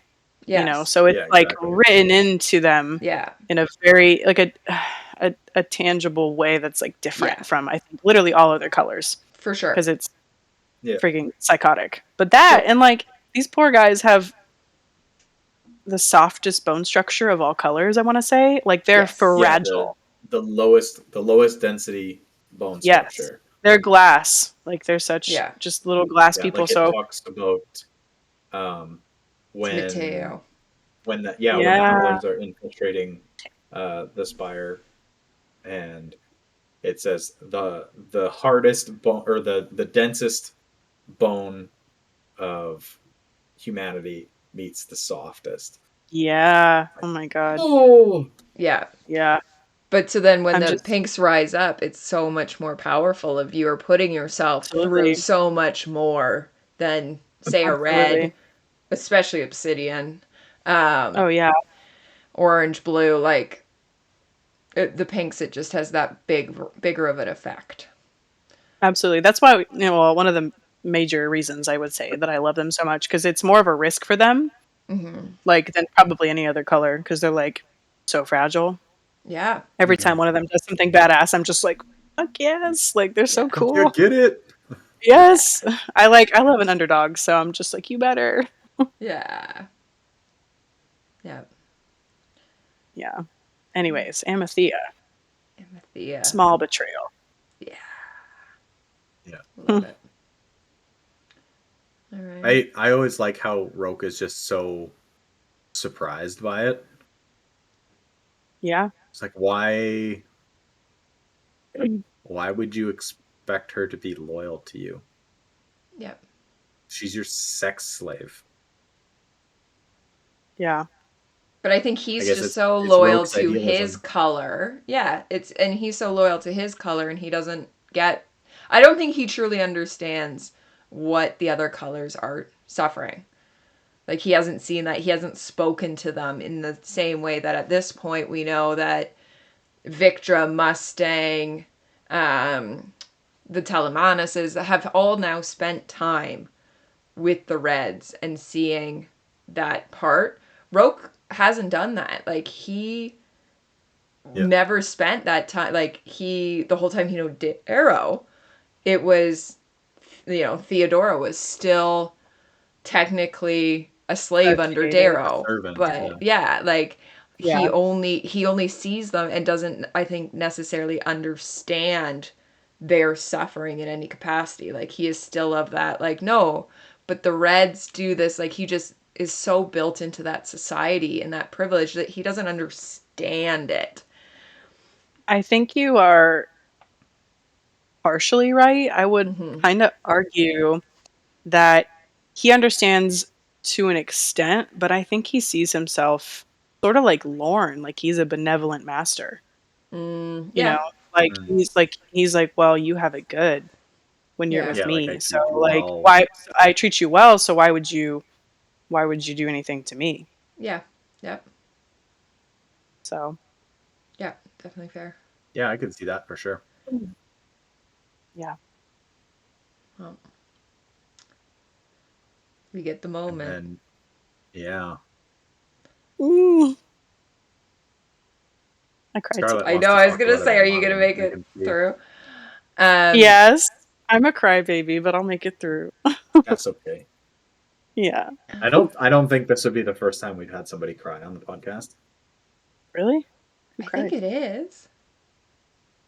Well, Maybe. I won't be the first. I'm tough as nails. I'm waiting for the day it cracks me to be. Well, Yeah. never mind, that's a whole other. I don't know. But yeah, we get the conversation, the final conversation with Darrow and Roque of, you know, you don't really have to do Yeah. like just that heartbreaking Darrow almost pleading, almost I would say, of like we're at this stage and there's no turning back. Mhm. Yeah. And Even just Um, before that, um, we see Roke basically finding out that he has sent like 30,000 men to die yeah, um, on the Pax, yeah, and he could stop it, but he mhm. won't. But he doesn't. Yeah. I think at that point he's definitely giving in to his like his dramatic side. I think that is a selfish thing for Roke right there. I for will sure. say. So here's what's written on this post-it note that I wrote halfway through Golden Sun. It says Nelson equals Roque death. Because I'm going to keep going on about Lord Admiral Horatio Nelson that I understand, especially we brought this up last night and everyone's like, nobody knows who that is. So Lord Nelson is the person who beat Napoleon in the Battle of Trafalgar in 1805 and had this epic, it's kind of the first, we think of the British Navy as being like this epic thing that conquered, but they weren't really anything until the 1800s. And Nelson is had won so many battles, and Battle of Trafalgar being his final one. And if you go to London, there's Trafalgar Square, and there's a giant Yeah, I've podium been in the there. middle. So there's the giant Mhm. podium, and Nelson sits on the top of it. I didn't know who that was. That's who. I've been Yes. there, So but that's in. is that the one with the lions or no? Yes, the lions are up Okay. on the other. Yeah. So that's all Yeah. Trafalgar Square, named after the battle, and Nelson sits in the middle. And during Golden Sun, we hear the reference that they are calling Roque Nelson reincarnate because probably to this day, Nelson is the largest admiral of a navy fleet. Because I mean, now in these the current day we don't see the Navy like they used to, but he was this epic. And I referenced him when they're on the HCs. Like he became this celebrity in the UK of people being absolutely obsessed with Nelson. And the interesting thing is, so Nelson in his final battle is the Battle of Trafalgar, which he ends up winning, which Roque obviously does not win this one, but Nelson ended up winning it. And he led the battle in full admiral garb because he would not give up his armor. His honor. Normally, a naval captain would dress as a hand deck so that you don't know who's actually commanding. And Nelson refused to do that. So at this point, he had been in so many battles that he had actually lost the use of one of his arms and had been shot multiple times and continued to lead the battle and walked out in full naval garb because his honor was just, no, I am the naval captain. I will be that person to the very end. And so immediately every single boat started firing upon his, and that's how he died. But they were able to win the battle. They put his body in a casket of rum to ship it back to England. And he is the first person in English history to have a state funeral and not be one of the monarchs. So he, to the end, had his honor, which for me, to Roque, in this moment, is this, like, you know what? Like, I'm going down with the ship. I'm going to hold my armor. Yeah.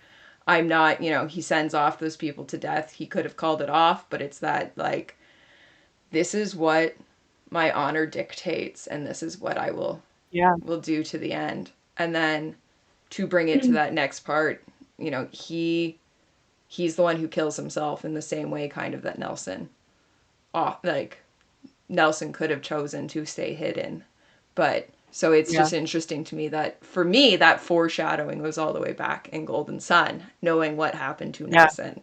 The difference being that Nelson won his battle and Roque in this case does not. Right. But you That's get really that cool. all the way back.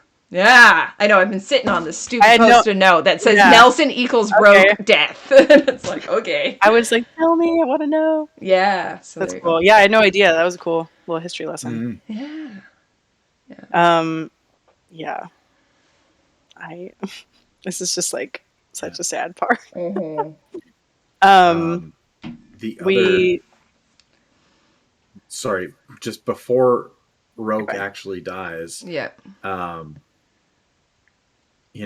Roque finds out like how it all ends. Like, Victor asks, silly poet, haven't you wondered where Severo is? Yeah. And Darrow talks about what they did not anticipate was that my ships had always planned to bring them to Thebe, the proverbial dead horse. And then the Helldivers were melting caverns into the face of barren Thebe.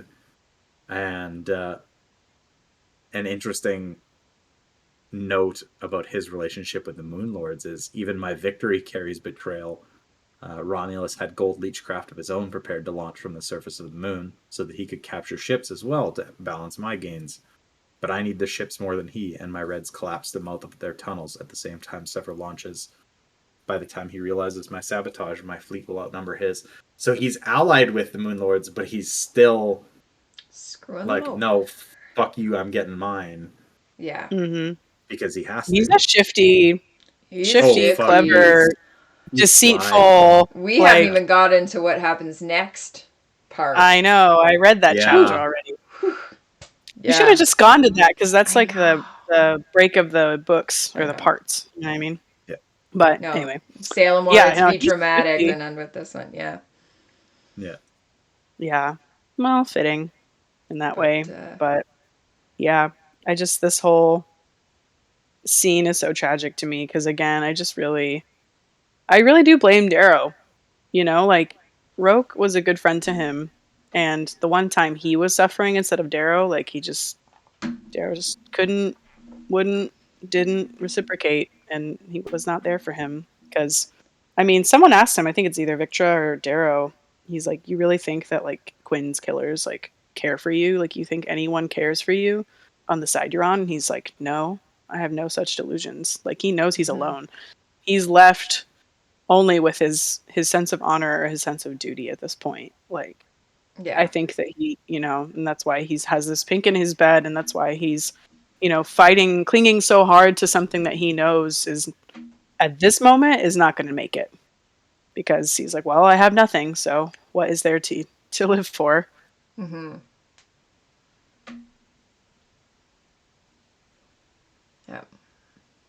Well, so he puts the razor around his own throat so that Darrow, and clicks the button. He asks, Darrow,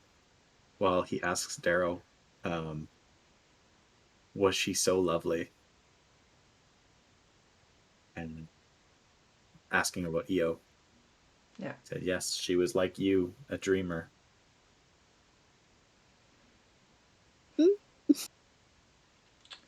Scarlet, you gonna be okay? I'm not okay. So, all right. Yeah. Yeah. Well, I think he's just a character that sees the best in people. Like, he always did for Darrow, he never had any delusions about how Darrow was. Maybe who he was, because, he didn't know that Darrow was a red, obviously, but he never held it against him, like his tides, as he's always, said. Well, and we see that you go all the way back to Red Rising when Darrow comes back to Castle Mars, and it's Roque who's the one who talks about Cassius has not been the same. Like, Roque is like, you're back, that's great, whatever. Like, Cassius is like, and in that moment even is in this, like, kill him. What he did is eating him up. Yeah. Just like have mercy on, like, he's gone through enough. He's had that sense of gentleness really the whole time, because, in the Institute, he saw his housemates suffering without fire and matches, and he was like, Darrow, we have to give them matches, and Darrow was like, no, because tactically he needed that leverage, but he's always had a heart for his people. So, and that's the thing too that I was sort of getting at earlier with Mustang and Victra, and just how Darrow goes through this process of deciding whether or not he's gonna trust and accept certain golds. Like, he accepted Mustang despite her father, Victra, despite her mother. I don't feel like Roque really got that chance, in a way. Like, with the truth, I mean. Like, obviously there was a point, a period of time, where he was trusted, but, when he gives that long spiel in defense of Victra in Golden Sun, he's like, I come from a family of liars, but you trust me. And I think the truth has always been really important to him, because if anything else, I think he understands the power of deceit, and Quinn says in Red Rising, like, Roque said you would come back, and Roque doesn't lie. So I think that the big lie that Darrow has kept for so long, I think that's another reason that it hits him as hard as it does, because he's tried so hard to set himself apart from his deceitful family members.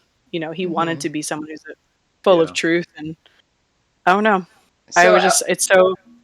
Go ahead.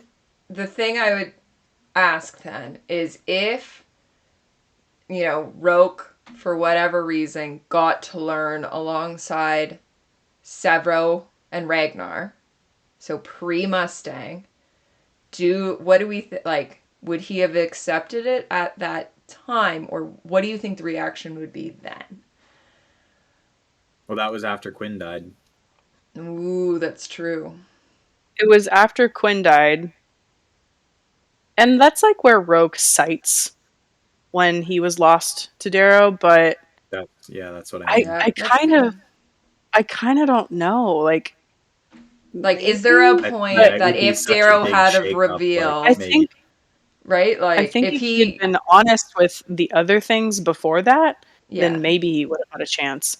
But I mean, like we were saying earlier, he was kept in the dark. And honestly, I think that was really lame, because, like, at least 3 characters have had moments in the series where, like, their personal like point of vengeance gets away, and like obviously they all react with anger, and like Darrow totally blows that out of proportion, I think, because what's happening with Victra in this follow-up moment. Yeah. But I don't know. Back to the Yeah. question. I think if he had been able to be more forthcoming and he wasn't just constantly lied to after being stabbed in the neck and losing Quinn, then maybe. Mhm. But that's like a lot that happened. I don't want to say in a short span of time, but that's all that happened. Like ever since the neck stab, then we had immediately afterwards Quinn's death, and then immediately afterwards no reconciliation attempts, Right. or one like half-hearted one. But I think it was right after someone had just died, so it was like, oh, okay, well, It was after Yeah, Tactus. After Tactus is the. Yes, so it was So like Yeah, it was after the 3 Iron big Rain. things. Yeah. Yep. Like, I just wonder if it was a case of, well, this is it. Like, I just now reflect back to when we've lost Cassius, of if Darrow had have from the beginning said, well, and he can't say it about the red, but with Cassius, it's like if he had it from the beginning, been like, yes, I killed her brother. What would the difference be? But at this point, it's like, Which Roque knew about, by the way. Like, he guessed it, and oh he didn't say yeah, shit. right, Like, Roque guessed Darrow's secrets twice. He guessed that, or like saw, I guess, the interaction between him and Cassius. He saw the interaction between Darrow and the Jackal after they rescued the Jackal, Yep. and he's just like, why am I in the fucking dark all the time? yeah. But if there was a moment of, like when to tell him that he would trust enough that Darrow, he wouldn't screw over Darrow, because you're not going to obviously say that at the Institute, but like, where is that point where it's like too far down the line? He's mad, but not close enough that Darrow, is screwing himself over. Like, where along the lines is that? Or is it a case of like, because we go back to the jab in the neck. Well, he got jabbed in the neck because Darrow was going to blow the place up and he wanted to protect him. So, like, Yeah, what he is doesn't the want to better die. story to tell that? Like, is that the, like, yes, you know what? Full on, I jabbed you in the neck because I was going to kill everybody. And maybe he doesn't say I'm a red, but, like, I had other reasons and I was going to kill everybody and I didn't want you to be there. Like, Darrow does it I mean, for good maybe reasons, but just can't closer to the truth. explain them. Yeah, for sure. Like, where's that which line? I agree, like 100%. But I mean, Yeah, and he even says that in his one apology to Roque, was like, there was good intention behind why I did it, but like Yeah. the execution was fucking Shit. stupid. Because Darrow Yeah. can't do anything, hence the hologrammed Mustang. Here, watch it and let me Yeah. run away. Yeah. Well, I want to know too. How do I phrase it? Like when like we know vaguely when his heart started being like hardened towards Mhm. Darrow, but when was like the decision made to fully like betray him?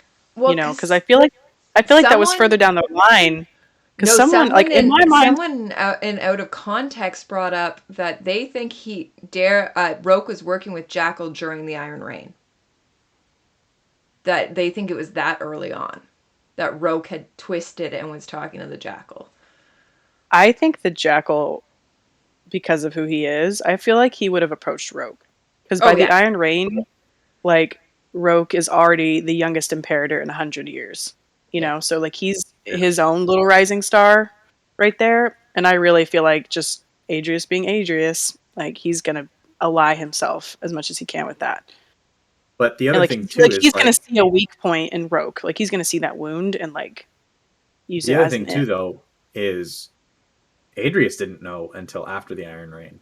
Yeah, but Adrius Because assuming to work against, like, not necessarily that Adrius knows, and I don't think Roque knew, but that Adrius No, they knew at after the Harmony. Yeah, but at the Iron Rain, Adrius is not going to be on Darrow's side because he knows that Darrow is going to, like, his siding is becoming too powerful. I need to pull the out of context. I don't The know. person had a really good that you Yeah, were no, like based on like these two interactions, it makes sense that Roque at that point is actually with Adrius. Not because of I him think being a they red, were. but just the I don't. we just are in mad I don't about general. necessarily. this. Yeah. I don't necessarily agree that he was with Adrius. The But you Sovereign think for sure, okay. because Roque isn't working necessarily with Adrius. He's working with the Sovereign, and Mhm. Adrius just happens to also be there. Yeah. Yeah. But yeah, someone brought Yeah, up I that think so like too, based on because this they don't. Yes. interaction, Roque's gone already at the Iron Rain. Well, right before the Iron Rain is like when we see him speak about their friendship in the past yeah. tense for the first time. Yeah. But no one knows that he's a red until Adrius captures Harmony, and she Right. just Which is is like, after. "Fuck Yeah. you." Well, and then Fuck you, Arrow. Adrius doesn't Fucking actually Harmony. necessarily believe him or believe Harmony Yeah. until Darrow or until the Suns break into Attica. Yeah. Mm. Yeah, and then I guess it's like confirmed. But at that Yeah. point, he would tell everybody, and everybody would know. Everyone Yeah. on the Sovereign side, I should say, because Yeah. they're like, "This is Yeah, exactly. Which is wild." what I mean is like, so Roque could be working with the Sovereign by the Iron Rain, but Yeah. it seems at least like Adrius isn't until after the Attica thing, which is after the Iron Rain. Right. Yeah, but clearly, just knowing him, it's probably before. Well, I mean, Maybe. it's maybe not quite so. Is this a question for Pierce? Yep. Could be. When yeah. did Roque flip? Write it down. When, like, because he cites Quinn, but I feel like he doesn't. I feel like he means that as the impetus. I don't think he's completely gone just from Quinn. You know what I mean? I No, feel like I that's think just the it's beginning of the Tactus end. that. I think it's like Quinn, and then being lied to about Asia, and then Tactus, and then being lied to about the Sovereign, Yeah. and lied to about the Jackal. Like, that's all 5 things that happen in pretty quick succession. So, Yeah. Yep. Oh yeah, for sure. And- like anyone would be pissed, but it's the. Yeah. it's definitely. Are you putting it in the Reaper's Yeah. room? Yep. Thank you. Everyone's gonna be like, "What is happening on this podcast? What are they even talking about?" They know what we're talking about. They do. Yeah. But yeah. Our boy Roque. My boy. Pour one Yeah. out. Pour one out for it. Yeah, okay, I will cheers Yep. to Roque's death. Oh, okay. My drink's empty, but God, cheers to Oh. spirit. To Wow. It's bad luck. an That's honorable bad luck. Symbolic indulgence, of you. Bad luck. Just There was a lick little bit there. That was not a lick. You're like, Yeah, it was. oh, No. it doesn't look like it from my angle. Well, I finished Oh, my the drink tongue- now. The tongue was in there. Oh, you heard it here first, folks. I'm still gonna do the compilation of all his licks. And Did you see my comments. lick? No. I missed No? it. I'll have to watch That's a back very- while I'm editing. This is a very Canadian O for you. Oh, Oh. you know. I don't. Neither of us usually has the Canadian accent. Oh, Yeah. you know. No. Well, I don't have a Texas accent, so. Oh, don't you know? No, you don't. It's funny. Some of Sometimes. the people from you, I don't pick up on. Some people when they join voice chat, I'm like, ooh, Yeah. we've got a Texan or a Midwest. If you hear Those are me, the big if you hear me, two. like, if I have enough alcohol or if I'm around my family, then, like, for sure. Yeah. But day-to-day life, not so much. Maybe I'll pick up an Eastern Canada accent in time for the Pierce Q&A, and I'll show up here being like, you betcha! Oh my god. Hey, bye. I What even even buy the is Bills that? boy, and I buys the sailor. I buys catches the fish and brings them home to Liza. That's Newfie. I'm not going to Newfoundland though. That's not real. You're not real. That is Newfoundland. It's not real. Anyway, all right. Final I'm comments. just expecting you to show up to the Q&A drunk. My Australian friend Like, will be I've with been me. pre-gaming this. Her one job is to ensure that at some point probably you'll see that like and water has been inserted, so I'm not just like sup. Have I seen Pierce? Well, I've definitely seen Pierce after it drinks, but not like for signings. But I don't think ever drunk, tipsy. I've met him tipsy, but never. We're not gonna do that, guys. We know that would be No, bad please Q don't. and You're going to A. be consummate professionals. Yeah. Consummate professionals. Somewhat, Mm. You met us? yeah, yep. But all right, final comments, concerns, questions about these pages. Last remarks. Ooh. Sign Hell of a off to battle. your boy. I feel like I've said everything I wanted to say. I mean, Yeah, he's just a sad boy, and I love a sad boy, so. you represented him feel- well. Yeah, Thank you. Yeah. yeah. I got one thing to say to Roque. Oh. Damn.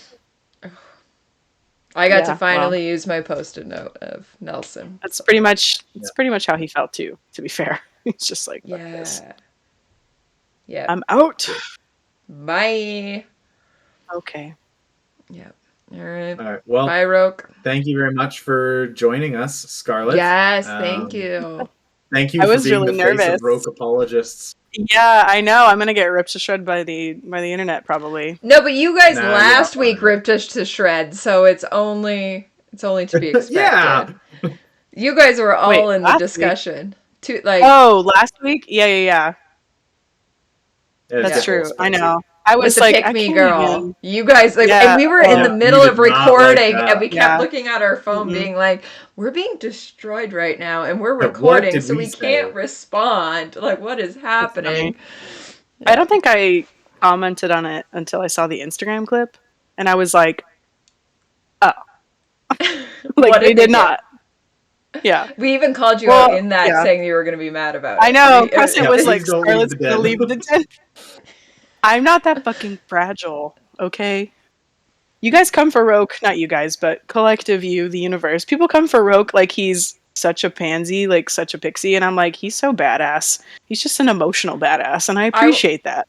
I want to see you versus Pierce on the Roque discussion. Ooh. That's not even fair because he made the character. He's gonna be like, actually, and I'm like, I can't even argue with you because you literally made him. And say whatever. I couldn't defend myself. That's fair. Be like, okay, All right. yes, Pierce. Whatever you say. Whatever you say. Yeah. Cool. You're right. I'm wrong. Well, thank you for coming. Thank you everybody for watching along. Hope to see you in 2 days at the Glittering Gala. It's been great. All right. Good night.